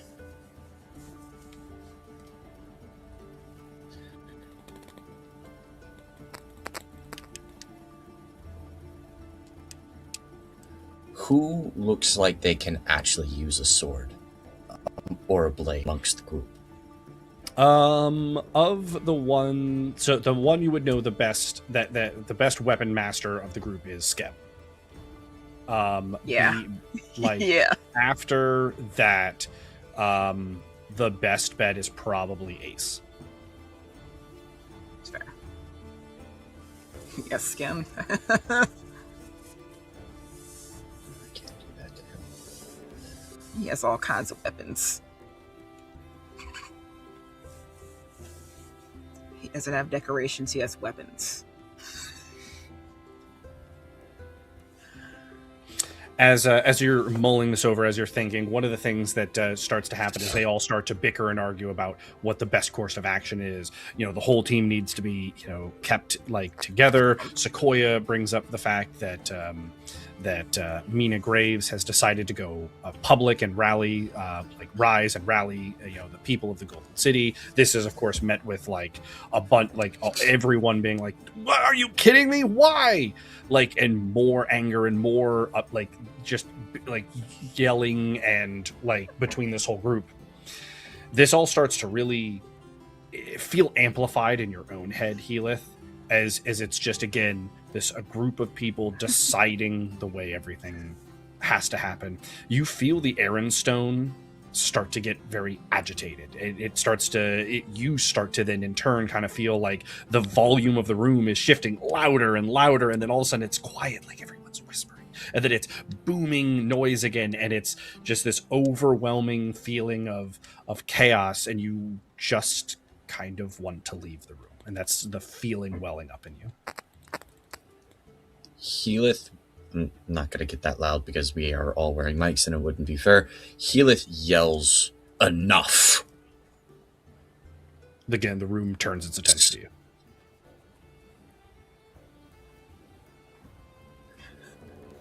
We will get nothing accomplished if we don't do it together. Mina is correct. The people of this city can be our greatest weapon against the Empress. She cannot win if her people are upset. They need something to focus on. They need heroes to focus on, that inspire them, that make them want to be strong. They need to see all of you out there doing what you can for its people, not hiding here, not whisked away and hiding in corners that no light can touch. You need to be out there, all of you, as Mina will. There's a silence, and there's a moment of a little bit of hope, as you kind of finished your statement to the group, and you're kind of looking at each one of them. You see Ace kind of nodding, yeah. But whether because of fear or traumas of their own or previous failures, the room begins to erupt back into more like that can't work. Like we can't do like all of this swirling negativity of what's already happened and what could happen and things like this, and like they start, instead of it being like one big argument, it's a bunch of smaller arguments where like Angwin is like pulling out scrolls and referencing like enactments and rights and things like that, and Russ is like arguing with Breakspear over how that changes how the final combats are going to go. Ace is like getting into a whole different tangent with Epsilon about what it means to stand by your friends and your family rather than just going off on some like, and it's like, again, it's you just watch as like personal grievances in this emotional swell have taken over the room. At this point, nobody's listening. Heath will get up to get out of the room. Is Aegis in this room? Aegis is in this room, but Aegis is he has not recovered. Yeah, he's out of it. And you see, for the first time, like when all of this happened, now that you look, of course, your halberd was still in him. And you look, and he's bleeding blood. I think about to die. I can't do caretaker. I go over. For the record, Aegis he's not. I say he's bleeding blood. Just to clarify, they don't just let him have an open wound. He is like bandaged and things like that. But there is like blood where he was bleeding. I more meant to describe that you're not used to seeing blood. They're not just like whatever. Let's just argue. Like, there's a guy here who's stabbed. We'll just leave him be and argue about this other stuff. They basically like, we can't use him anymore. Fuck it, let him bleed. God, not Phoenix Sword. Who cares? Out with the trash, right? No, but he is bandaged up. He is, as far as caretaker is concerned, he is about as highly taken care of as possible. He's not on the floor or anything like that. He's on a bed, and there are like different arcane scrolls, runes, crystals that are all attempting to heal him and bring him back from whatever his like ailment is. But one of the things that you did hear while you were still laying down is that Angwin's like we're all guessing what's wrong. Nobody knows how what it does when the Phoenix Court just leaves you. Like, this is a magic that is from an ancient breed of magics. Like, okay. I'm familiar. So they know that they know essentially the vision. They don't know they don't know the vision. Angwin was familiar with the magic. So like he worked on basically a like Sherlock Holmes, like, well, if it's like this happened, that he's missing this, it has to be this because of X, and just broke it down based on his arcane knowledge. They know that it's gone, but not where it went. Until Heath told them. Yeah, I was about to say, I'm going to answer that question. I'm definitely going to let them know about the vision, what I saw, and all the details of said vision. So that way, hopefully, an actual answer can be gleaned from that rather than these are what it could be. And so we're just doing all the things that we can. The only entity that you're able to truly get like a level of attention from is the arcane copy of Angwin that is overseeing Aegis. And while that one has kind of a limited capacity to respond, it does like it is taking down notes of like, perhaps I'll have to try that. Oh, good, okay. It starts fiddling with other types of magics, but the room right now is again, you can tell they're all responding too much from a space of worry, doubt, depression, fear, trauma, etc. Just trying to get everybody. Get them all, I think. Inspiration. Oh, did we lose it? Oh. A little bit. All right. Well, while that goes on, we'll give Heath we'll let that clear up here for a second. We're going to check back in with Mina Graves and the Andrews. Is Mina Graves and the Andrews moving? You got the vision. You made your decision.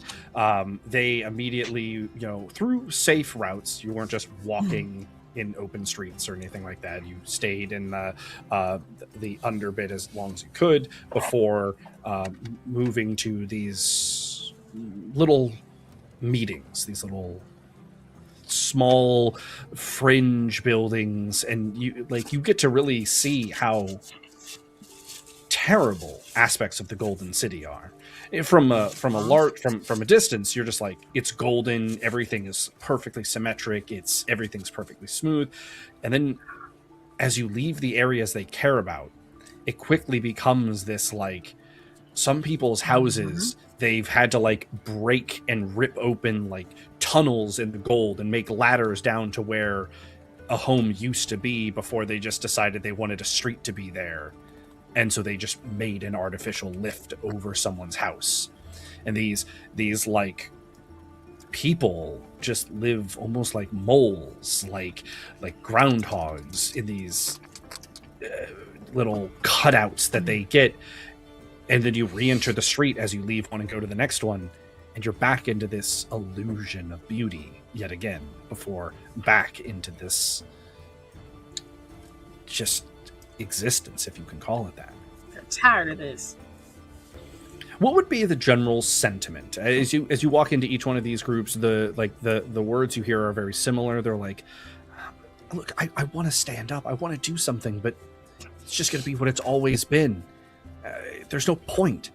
And then you walk in, and what would be the words that you speak to these people? I mean, there is a point, and yeah, as a single person, maybe it feels like you can't do anything, but as a collective, as one people, like, you can accomplish more than you think you can. Like, stand up and fight. This is your home.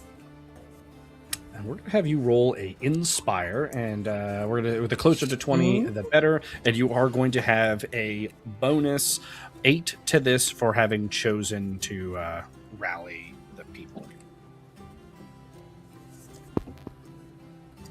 Oh, hello.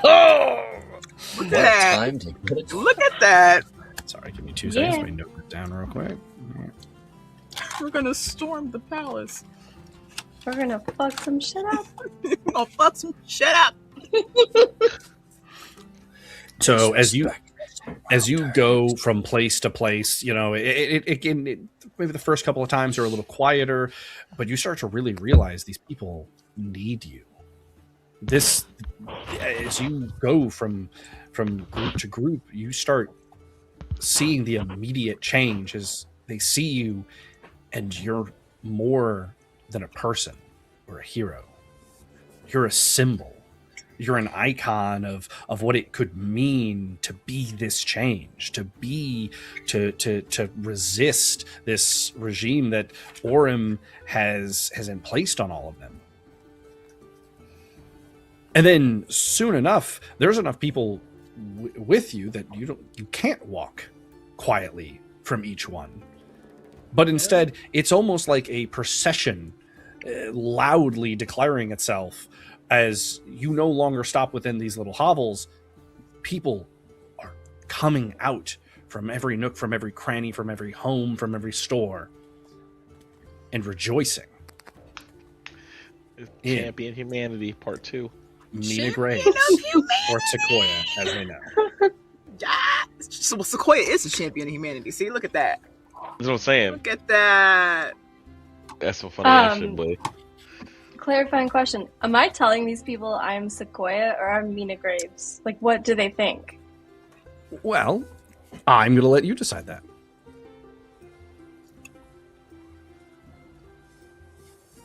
In fact, so right now you have an addressment of people. So your message thus far has been, you can be more as a collective. You can make a difference all together.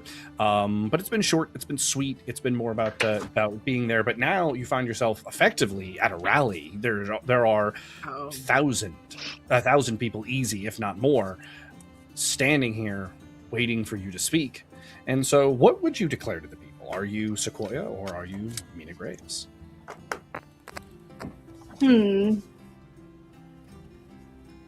Well, if I'm Sequoia, then they won't find the actual Sequoia.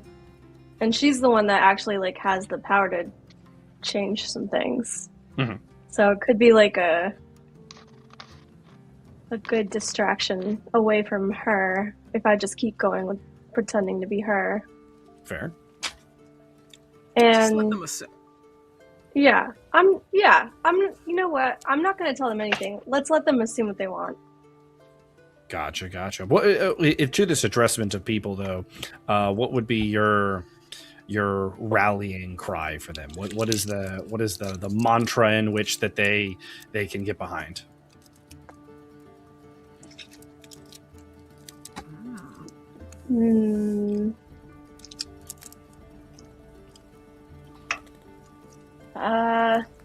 That's a good one.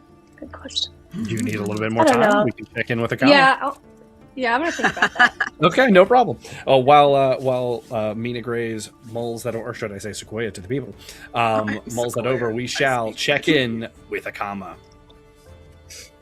So Akama, you find yourself on the lower side of initiative. Your sister begins to attempt to make a banishment. So what I'm going to have her do is roll to see if this spell is successful. This one is not necessarily an offensive spell, though you will still get to resist it if it goes off, but it is going to trigger off a non-combat version of Knowledge Arcane.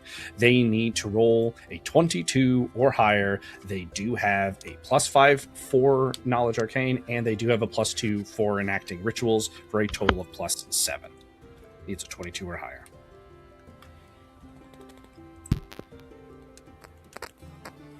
All right, we're gonna put you in the danger seat right off the bat, and I'm here for it. I love it. So, Akama, your eyes widen as you know your sister is standing in front of you, speaking out the ritual to banish you from your people.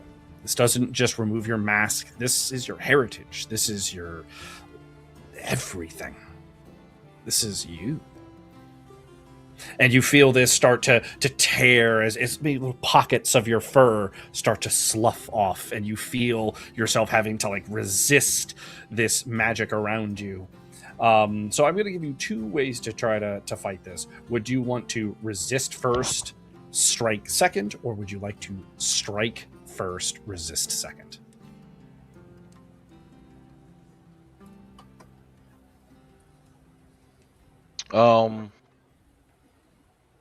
I think resist first, strike second. Perfect. So, in which case, she rolled an 18, so a total of 25. The resist magic roll that we are looking for is 25 or higher. I go ahead and throw one of them things on there. The might token. Well, actually, I forgot that was an option too. Let me go ahead and throw 4 might token pieces in there. Actually, go ahead and just make that a nice little 6 might. Let me throw 6 in there. Fuck it. Gotcha. I don't want my shit to go away. And no, I might need to do it in a second. I'll just do 6 might for now. I might need that in a second. All right, let's see it. Ooh. That is pretty low. What? My resist magic is 4. With the light death bit is 5. 22. So that is not going to be high enough. Do you have any other way to interact with that? I mean, I could retroactively throw a medium epic token on that joint. I have that ability. Oh, okay. Yes, if you do have the ability to do so. I have the perk for that. Yeah. Perfect. Oh, that is my soul, I have to say. I think I got to do that because I don't want this sadness to happen to me. Oh no. All right, Akama. So with this, the way I am going to theme this is so that I only have a medium available also. in case you're wondering.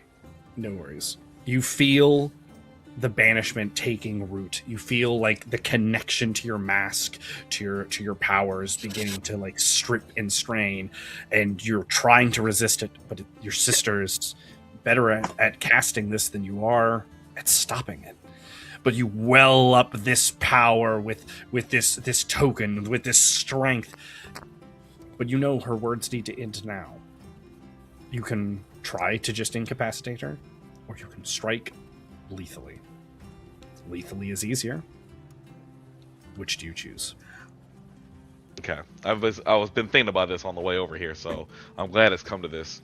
I think, for the love of the game, I have to try to not kill this lady, and in order to do that, I will put my other medium epic token on it. That plus some fucking I don't need any more might points. Just go ahead and throw 8 might points on that thing. How about that? I don't need any more. Jesus Christ. I don't want to kill her, man. All right, so lady. let's see our combat roll, and we'll see what she has to try to fortitude stop. You know what? Forgot. I could actually use a perk too. Yep. Well, Are we okay with 14, or do we want to use our mastery? I think a 14 with all that extra bullshit on it should be okay. It's going to be 14. So it's going to be a 22 total with effectively 2 medium epic tokens, one more directly than the other, but regardless. So the after effects of one still on it. No, exactly. That's right. Yeah, no, 100%. 100%. So stupid. So with that, so she does need to roll her toughness. She needs to exceed 22 by a decent margin, as she does not have a token to spend on this. So she does have a +4. So she effectively needs a nat 20. Let's see what your sister rolls. I was about to say, I swear to God. 16. A 16 is quite good, but a 16 is not good enough. It's good enough. I'd have been pissed off. I just have you know. Bruh. Bruh. You hit her. She goes flying backwards. She slams into the wall. She looks to try to keep talking, but her words are jumbled, and you feel the ritual of banishment losing its grip on you as you regain full control of your magic and your abilities. And she just looks up at you and she goes,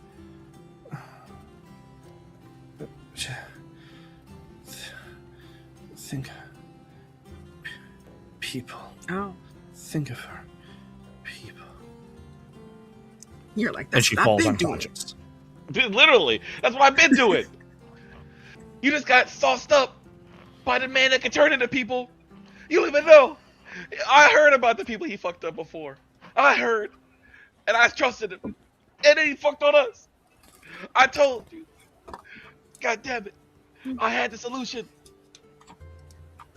This man done really just fucking backdoored my whole shit. That's crazy. You do hear this motherfucker here. And standing at the front door to the building is none other than Okram before. Mm-hmm. Well, I do have to say, I have enjoyed our games, Akama, though it does seem like playing them has come to an end. It's a touch unfortunate. I can't say I did want the Phoenix Court and whatnot to win, but perhaps sometimes we just have to roll the proverbial dice. You will understand that I do have to take the Light of Thespis from you again, though. It only makes sense. But do you? If you really don't want to see the Phoenix Court win, you could wait until after the tournament to do that. Yes, sure. And then I'm sure you're going to have some way to strip me of the things that I have earned, and then thus I would be the loser of all scenarios. And, well, Akama, I can't be the loser of all scenarios. Listen, I've been truthful to you in a way that you haven't been to me through this whole situation. Fair. And if what you care about is for the Phoenix Court to win, it is in your best interest to let me continue using the light. And then I, afterwards, am going to try to do what I can for my people. If some people decide that they want to follow your Thespis, that is their business. And I'm not going to impede them. But I will bring the true ways back to my people. And those who wish to follow the true way will do so. If some wish to follow Thespis in the end, then that's their decision. But I want them to be able to make that decision. So, A consider rousing, this. a rousing argument. Sorry, go ahead. I was like, you could. This doesn't have to be the end of our partnership. It could be the actual beginning of the truth, and it could be done at the end of the tournament.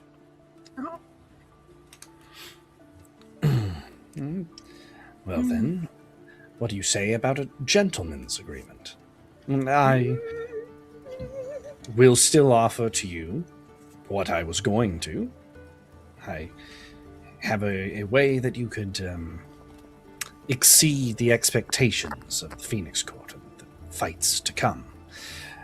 And in exchange, I ask for one smidgen of secrecy.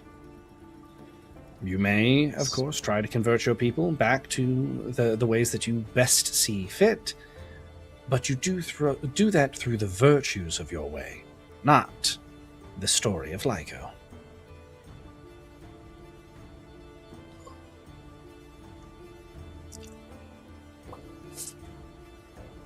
And what, pray tell, would you be offering me in order to sell my friend's story like this? Well, I can only show you, but it does require you to trust me. So, Akama, do you trust me? And he holds out his hands, like, for you to place them in his. Ooh. It is only right that if you're suggesting a partnership that we can trust each other.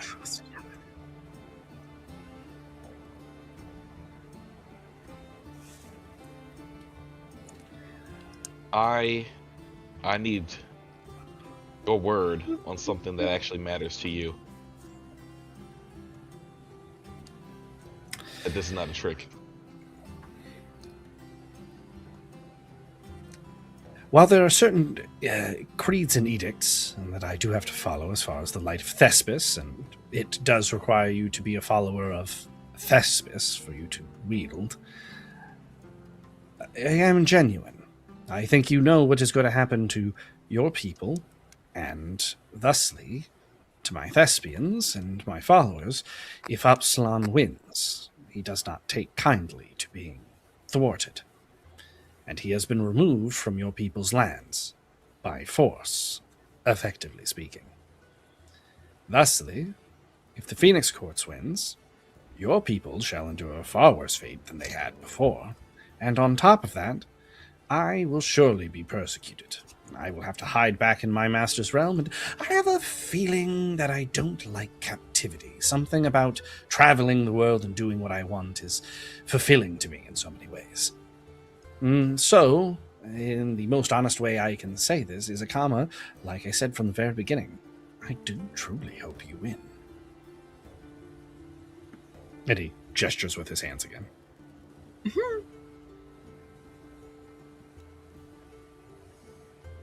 All due respect, Okerman, all of that, I didn't hear you swear to nothing on nothing. Swear to me on your love of freedom that this isn't a trick. Fair. I swear to you on my freedom on this mortal plane that there is no trick. That was a little too specific, but okay. I mean, it goes off of what he was just saying. He don't want to be trapped in Thespis' realm forever. Yeah. I will lay my hand upon his hand. As you do so, you are, though you can feel your physical body still on the material plane, you are spiritually walked to a different realm. and you stare before Thespis himself. This gigantic bardic dragon looming over you. And a little ray sprouts from one of his scales, and you see a small crystal, similar to that of what your people uses. It's using a similar design identity, but in it is the avatar state of his deific following, which is to say that you would be on a level equal to or potentially greater than even Okram for a brief moment, or a brief, not moment, but like a short stint while this item is active.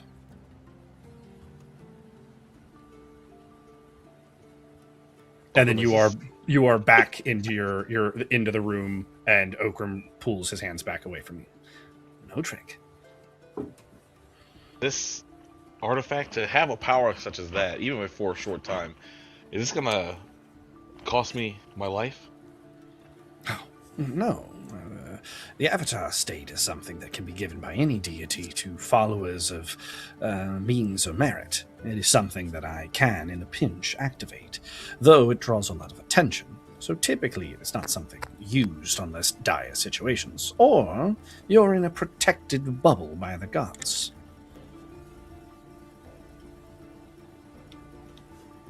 But, Akama, if you've ever asked yourself, what does it feel like to have a fraction of the power of a god, this would be it. In fact, you know of the arcane tyrannosauruses in your jungle. They are titans. Those are entities that try to steal the energy of an avatar state from a deity and make it their own. They have immense power, so just imagine what an active deity's version of that would be. Remember, Polly and Crow were avatars. In exchange for this, you want me not to speak of what you did to Lyco. Exactly. You will not use Lyco as your reasoning for your compatriots and your family and your people to follow you into a different path than Thespis. You can speak freely and openly about the positives of whatever path you so choose. You just won't use Lyco as your banner to swell up the emotions in a negative sense. Just like, it's so crazy, the circle that this shit is going through here. We started this shit out fighting, and now we back to negotiating after all this bullshit, man. Okay, well.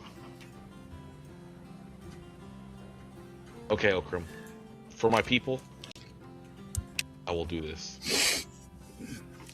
Wonderful, Kama.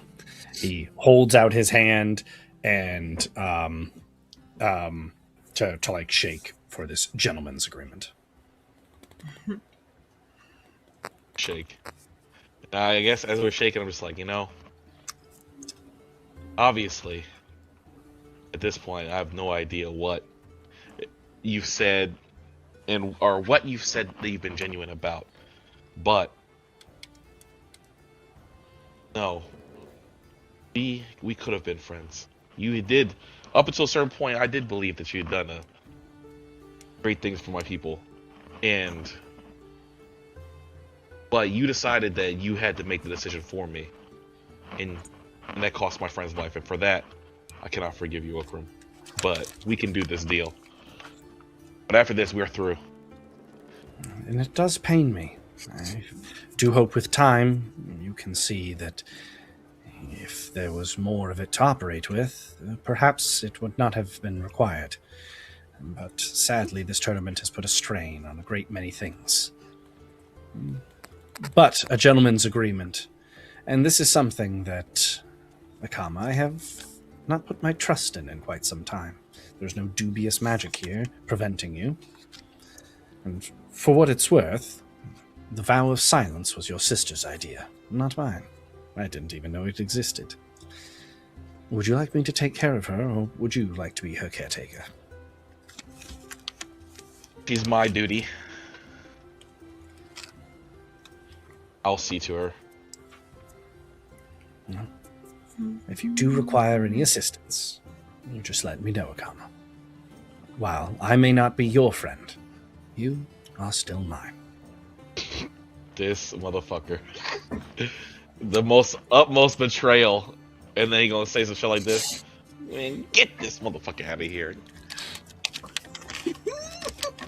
And on that, we will return to Mina to see if Mina has the mantra of the people that in mind. What is our mantra?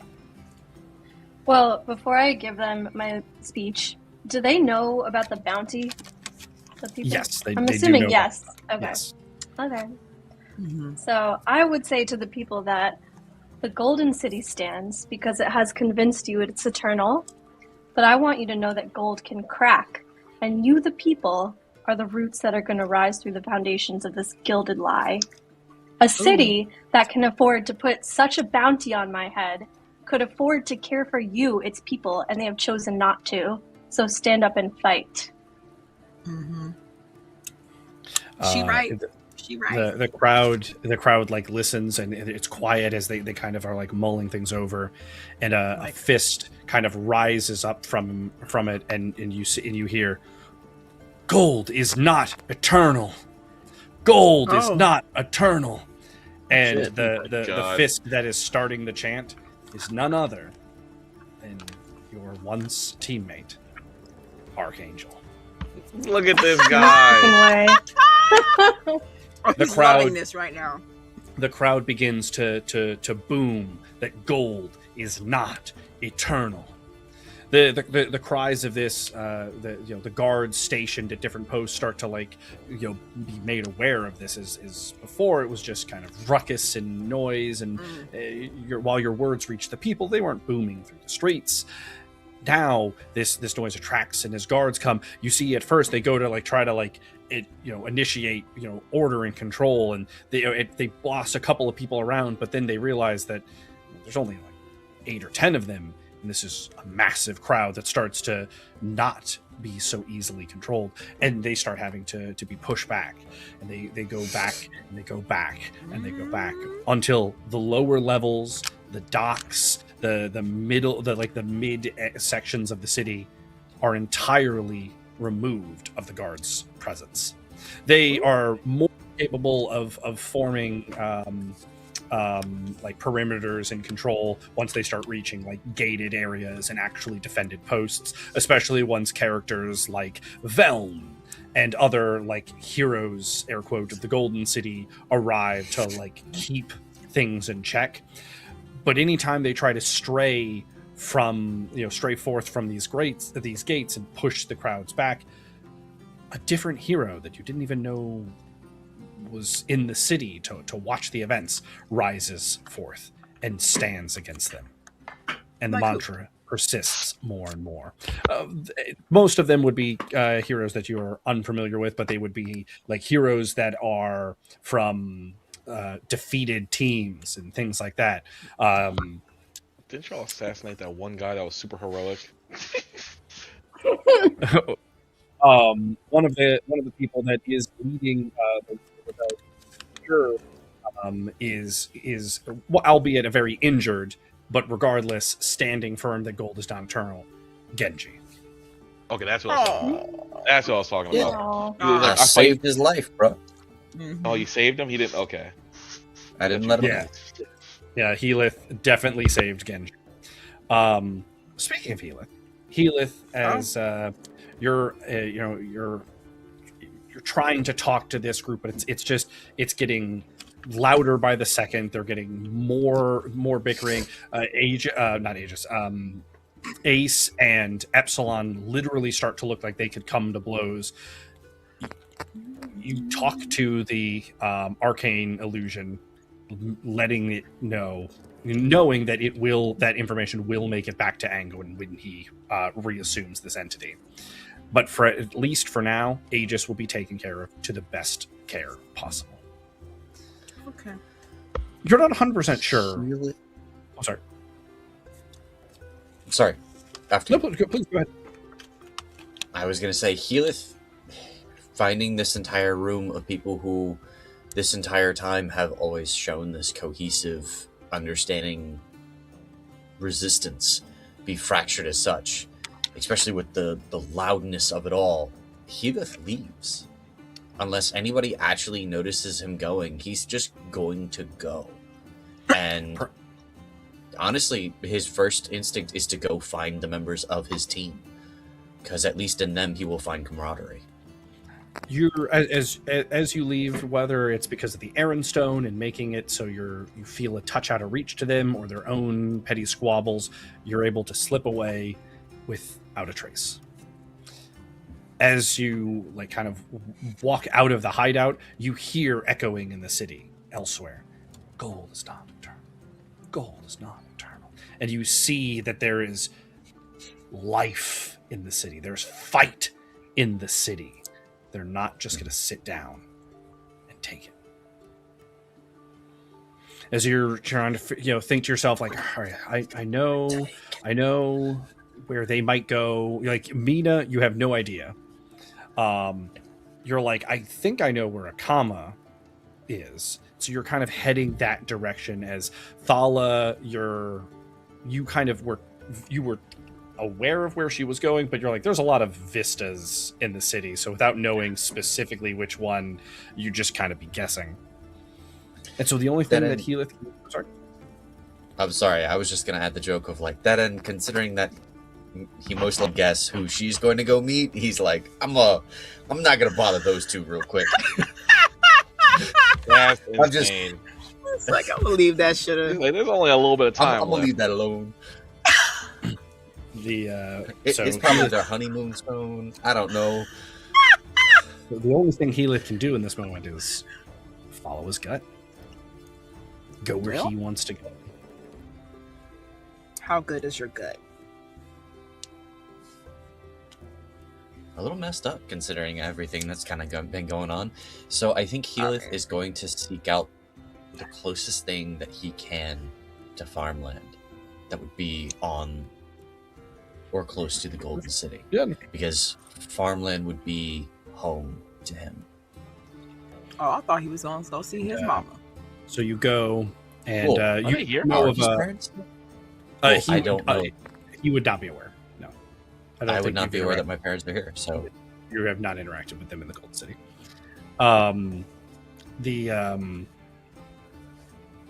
So you one of the little like garden preserves, because they are in the city, because people need to eat. They can't import everything.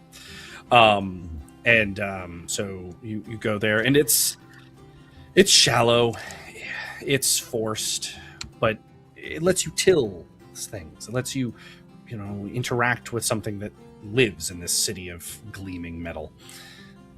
You hear a voice. I knew you'd come here. Oh, nah. Fucking man. Oh, hell nah. it's Helen, ain't it? As you turn, and none other than Phoenix Court member Helen is there.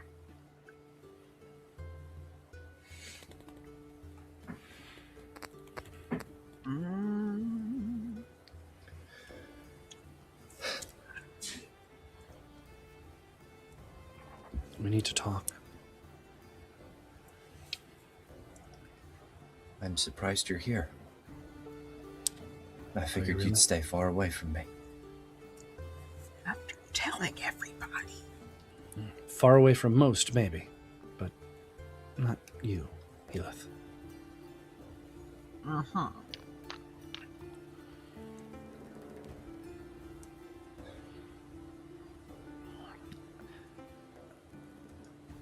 I felt your presence. I don't think the others did. I don't think they could. You saw what happened, didn't you?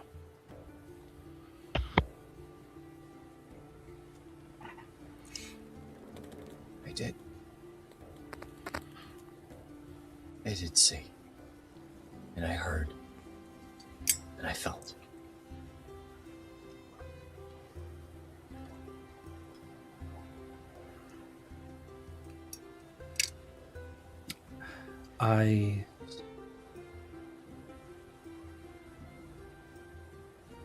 Have you ever made a decision, Helith, and then as soon as it resolves, you find yourself lost on the reason that you made it to begin with?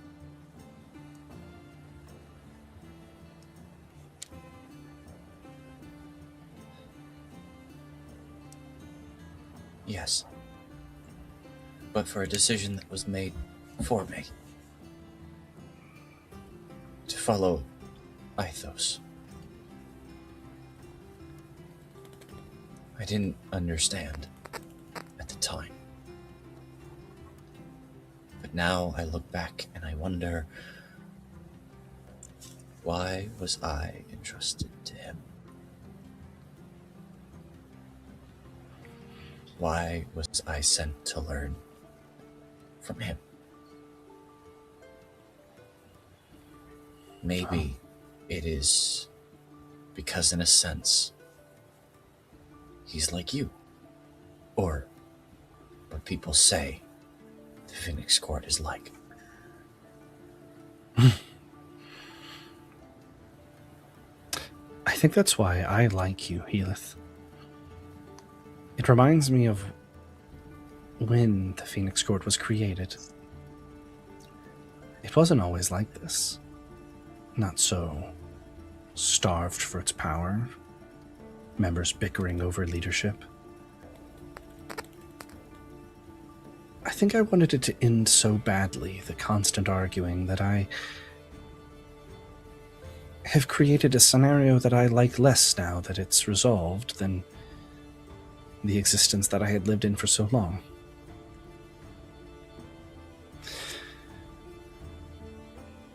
In short, Helith, I'm very tired of being told what to do.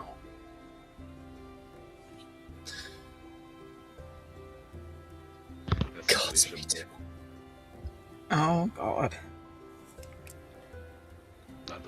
I know I shouldn't tell you this, Helith, but the Phoenix Court can't sustain the circuit at 5. There has to be a 6th member.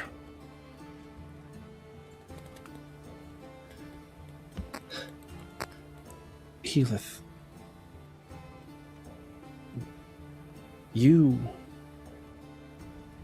we could make a difference. Helith, if you were to be that 6th member together, we could change. Stand against the others?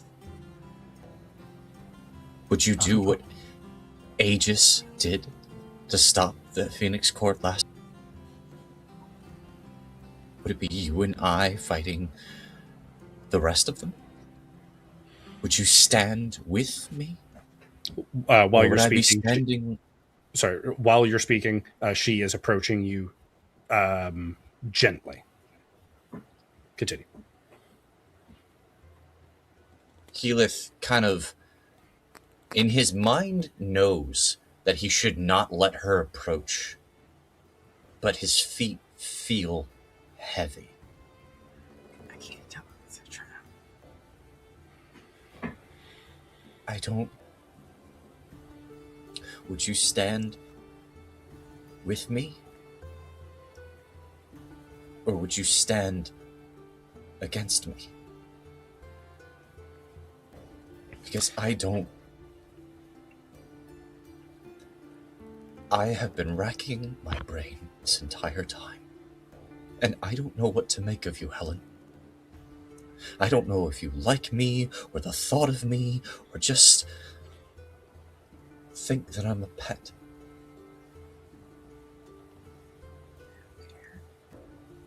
Perhaps at the start I did think of you as nothing more than another toy. But time and time again, you showed a level of heroism, a youthfulness to your actions, to everything, how you approached it, and an unfalteringness. And at this point, she's standing like where like you could touch each other without extending your arms, like just by lifting them at the elbow you could touch.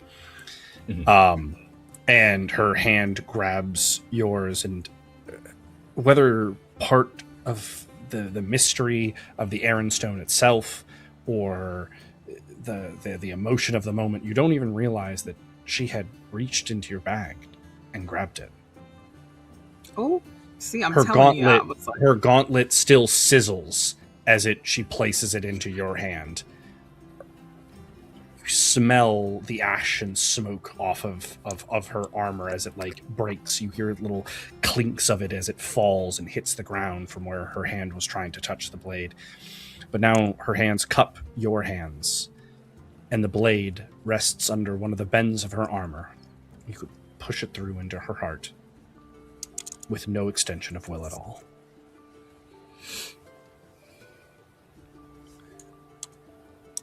Edith, I give to you the most sincere choice that I can even begin to offer. You and me can stand together as members of the Phoenix Court, the new Phoenix Court. And you see this flash of what that could be. huh? Holy Look shit. at him. Look at him. He ain't no little piece of shit like. He got taller. Like, you know what I'm saying? Like how when he had the outfit on and the Oh, thing, shit, they're like, that's right. hanger on. He don't need no hanger She's on no more. technically taller than I am. Yeah, I'm like, dang, he grew. And so he Just for the picture, I'm standing on a box. In my own head, I'm standing on a box. Look, Phoenix Court comes with some perks, okay? Probably grow at least 5 inches. But Damn, I would be taller than the whole Phoenix Court. Wait, hold on. How tall was the dragon? 6'7"? Maybe I could be taller than him. Hold up. But so she has the blade placed at her heart.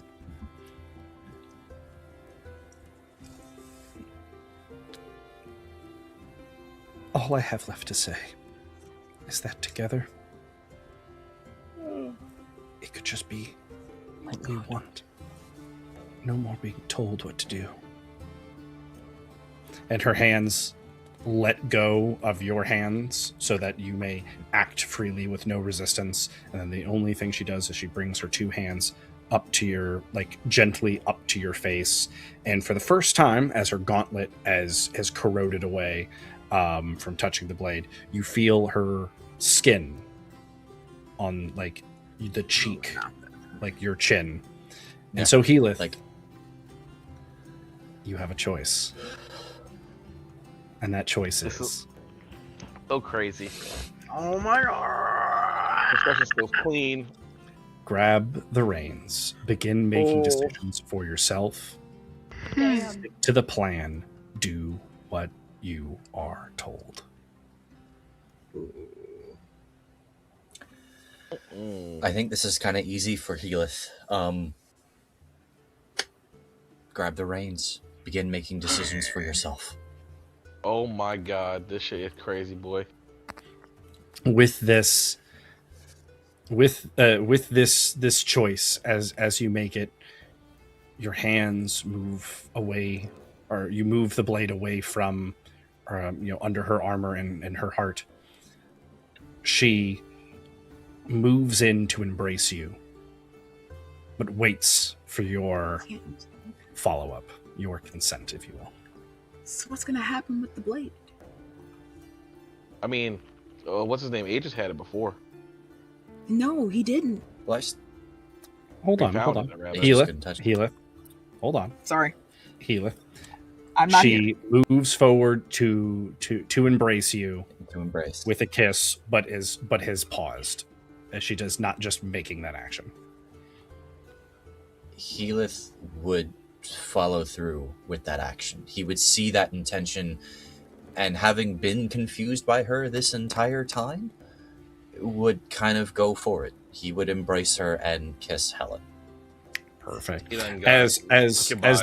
this action hits, you feel a warmth build up in your chest, and it's as if an egg sits there, burning, waiting to be activated. And she steps away and she goes, "For now, we still have to be enemies. But I am not trying to win this anymore, Healith. When you're ready, you can activate that, and you will be birthed into the Phoenix Court, and you will strip the power distributed by Aegis from each one of us. However, you cannot have the Ironstone blade on you when this happens, so you must entrust that to one of your other members." I know. But for now, I would Healith... beg of you. Sorry, go ahead, please. Oh. I beg of you, Helen. When the final fight begins, stay far away from me. Oh. I don't want us to cross blades. He fucking him up.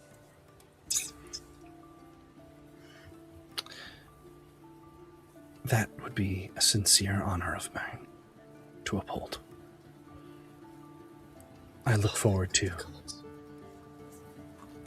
As her hands begin to like slip from your face, she turns, like begins to turn away from you to leave. She does say, "I greatly look forward to after the tournament."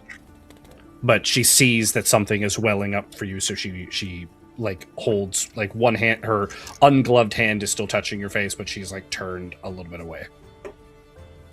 Healith would grab her ungloved hand and kiss her palm and hold it just a second longer before letting it go.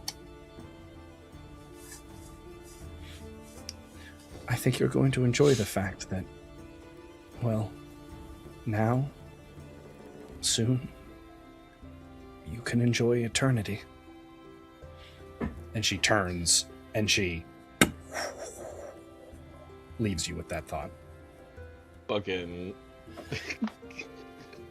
And I'm not gonna lie, there's a small moment in Healith's mind where he's like, I did not think about eternity like that, but I'm about to figure that out. Low key, I'm getting bad vibes. I'm 50-50 on this. I'm getting bad vibes. This says to me, Breakspear siding with Okram in season 1. Like you did not just pull that off here in season 3. I know. Hey, listen now, it's not quite the same thing. I didn't fall headlong into it. And look, Ian don't want to get got twice.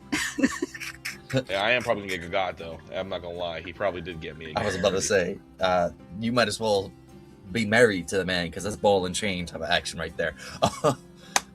And that's but the same. Admittedly, that is also same with Healith and Helen. So, yeah, we'll see how that goes. But at least so far, you ready to watch? My thing is, I was like, if they needed permission from everybody to like get all the shit from like Aegis, how can she just give it away by herself to one person? It don't make sense to me. But whatever. Hey man, she laid an egg in him. That's all you need to know. I also super short TLDRs. There has to be 6. That they can't actually remove there from being 6. But before we get Wait a minute. Before we get to death. Before we get too candid, Thala, okay. As you finish this song, and you're staring out over the water, and then as you kind of catch your breath, you see the life of the city swirling, and you hear the chants as well. Gold is not eternal. Gold is not eternal. Gold is not eternal. A voice breaks this as you hear. You know what they say is true. Gold is not eternal. But your vision in moonlight, that will live with me forever. Look at that. Get this man out of here. Get your ass. No. Thala, I know that there are many things that we should do and many things that we should prepare. But we both know that there are risks coming. And while I have no intention to do anything reckless and leave you in this world, we both know that that's not truly in our control. And so, with what earnings I've had in gladiator pits and the Golden City Thirdom thus far, this vista is just ours for the night. And so I was hoping that we could forego trainings and we could forego talks of battle and planning. And I could just be here with you.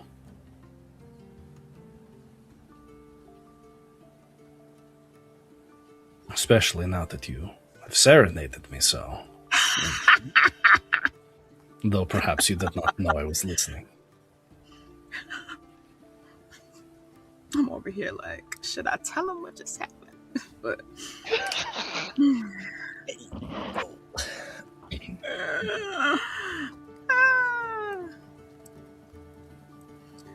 What's funny that you say that. while I'm not saying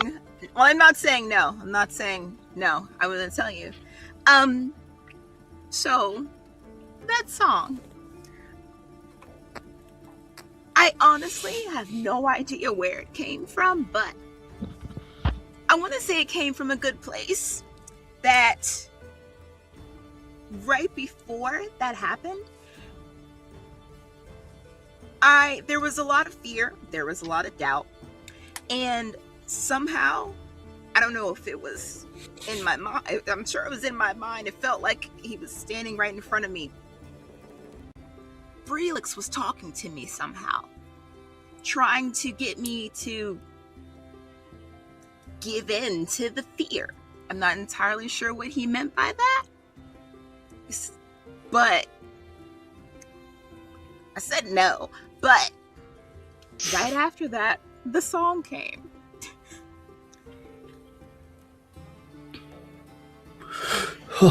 You did something that I did not have the strength to, nor did Brelix, though I guess that is less surprising. But the destroyer form, the creature form that you know of Brelix and you have seen in me, it is not some external energy, it is a self-wrought power. Though it is amplified by outside magics, it must be internalized. So, while Brelix may have been your avatar for this in its vision in your head, you fought your own trauma and you won. It makes you very strong. Do you know where the magic comes from? It is a fey origin in general, its amplification, but it starts with a swelling of the material plane's inability to deal with its grief and trauma. You don't know where that song came from. I can tell you where it came from. It came from the Thala that I see before me. A Thala that I almost don't recognize because of just how much lighter she feels and how much, well, I see it and I just want to smile.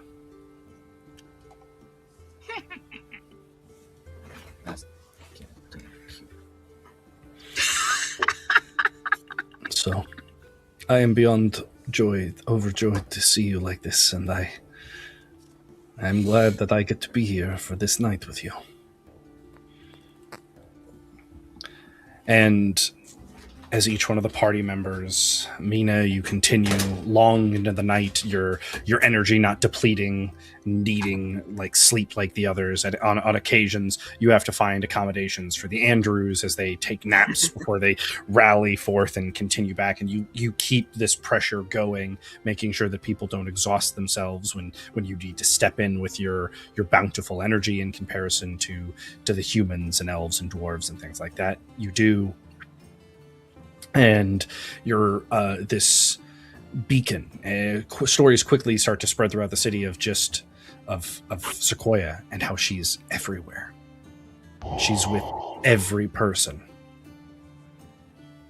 For Akama, you grab your sister, grab the trinkets and the things from the room, and you make the journey back to the hideout. As you know, that's where you'll be safest. As you get her there, the other heroes have simmered down. You're unaware of their bickering earlier. Anguin immediately grabs your sister and begins to heal her in the best ways possible. Though her injuries aren't overly severe, he still wants to make sure that she's taken care of appropriately. I would like to make sure I tell Anglin, just to make sure that once she's healed, that she cannot speak until I talk to her. Like, we had to keep her here, bruh. He would ask to what level of security you want that done in. Like, is this like a I would just tell him candidly, should she be allowed to speak, she could strip me of my magic. He's like, look here. He then goes. Bro. He pops a little arcane copy of himself to watch her, and then he does put a simple little silencing immobilization magic on her mouth, so that way she can't just wake up and start talking. He says it's easy enough to remove, so Thank there's you. no He was like, oh, bet. You can't talk. Oh, you need to silence a bitch. He's like, Oh, I can choke a bit. It's just like For Healith, you find yourself, you finish tilling the garden, getting it to a state far beyond whoever's competency was here, with their limited knowledge and inexperience working this type of land. You can tell it's rudimentary at best, and so you're happy to leave them a small little gift. they tried. You find yourself not wanting to return back to the hideout, and instead decide to stay down in the heroes, basically the house that you were given within the Golden City. It's quiet, and it lets you just take a deeper relaxation without all of the bickering, without the yelling, without the control. And you just think of this decision that's been made, and this power that now grows and emanates from within. And then finally, Thala, to the distraction of no other people save for the sounds of the city around, you and Skem get to enjoy a night in whatever way you decide in your privacy. And there is but one thought that goes over each one of your minds. One little echoing concern. There's just one more challenge left. Because there's just one wish. And you have to win the Tournament of Gold.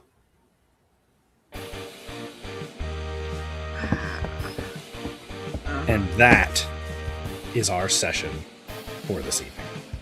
I ain't got no goddamn cinematic tokens no more. Let's go to the last session. I ain't got none left, boy. I ain't got none. No epic tokens remaining. So, I'll tell you what. I don't with know. Hold that thought. With this session, there are a couple things we are going to be handing out. Mina and Healith, you are both going to be getting 1 milestone. So 1 milestone to Healith and Mina. We are going to be giving out a medium epic token and a medium cinematic token to all of our party members. Hey. However, we're going to have a little fun with the last part. Oh. And that is, we're going to roll a dice for each one of you. If you're able to roll above a 15, you may choose one. You may choose a major, epic, or cinematic token. If you roll an 18 or higher, you get one of each. And so let's see what our party rolls. 15 or higher to choose one, 18 or higher to get both. Okay. All right. Okay. So which one are we picking, Thala? Epic. I actually have 1 major cinematic token. Perfect. So One epic major token to Thala. Mina Let me get Graves. Let me get that So joint what? off you. Here we go. Oh, Damn. one shy of glory. Ooh. Healith. See what happens. Oh no. Yeah, I'm telling afraid no glory claimed. I'm telling you, And you need to get rid of a that. comma. That's Healith, literally use wobbly use dice. a token to re-roll that shit. I mean, can I use the token to reroll that? No, this is not in game. No! No!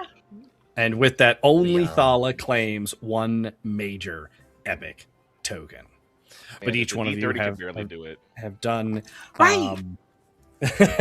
have done fantastically this session. I thoroughly enjoyed it, and I cannot wait for our finale session. It is going to be an absolute blast. So make sure you save that day, Wednesday the 21st.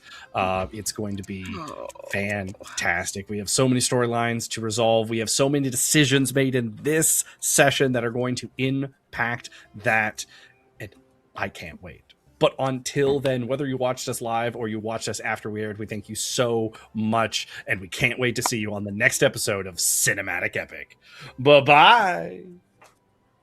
Bye-bye now. Bye. Healith got a girlfriend. It's good. Oh, look at you.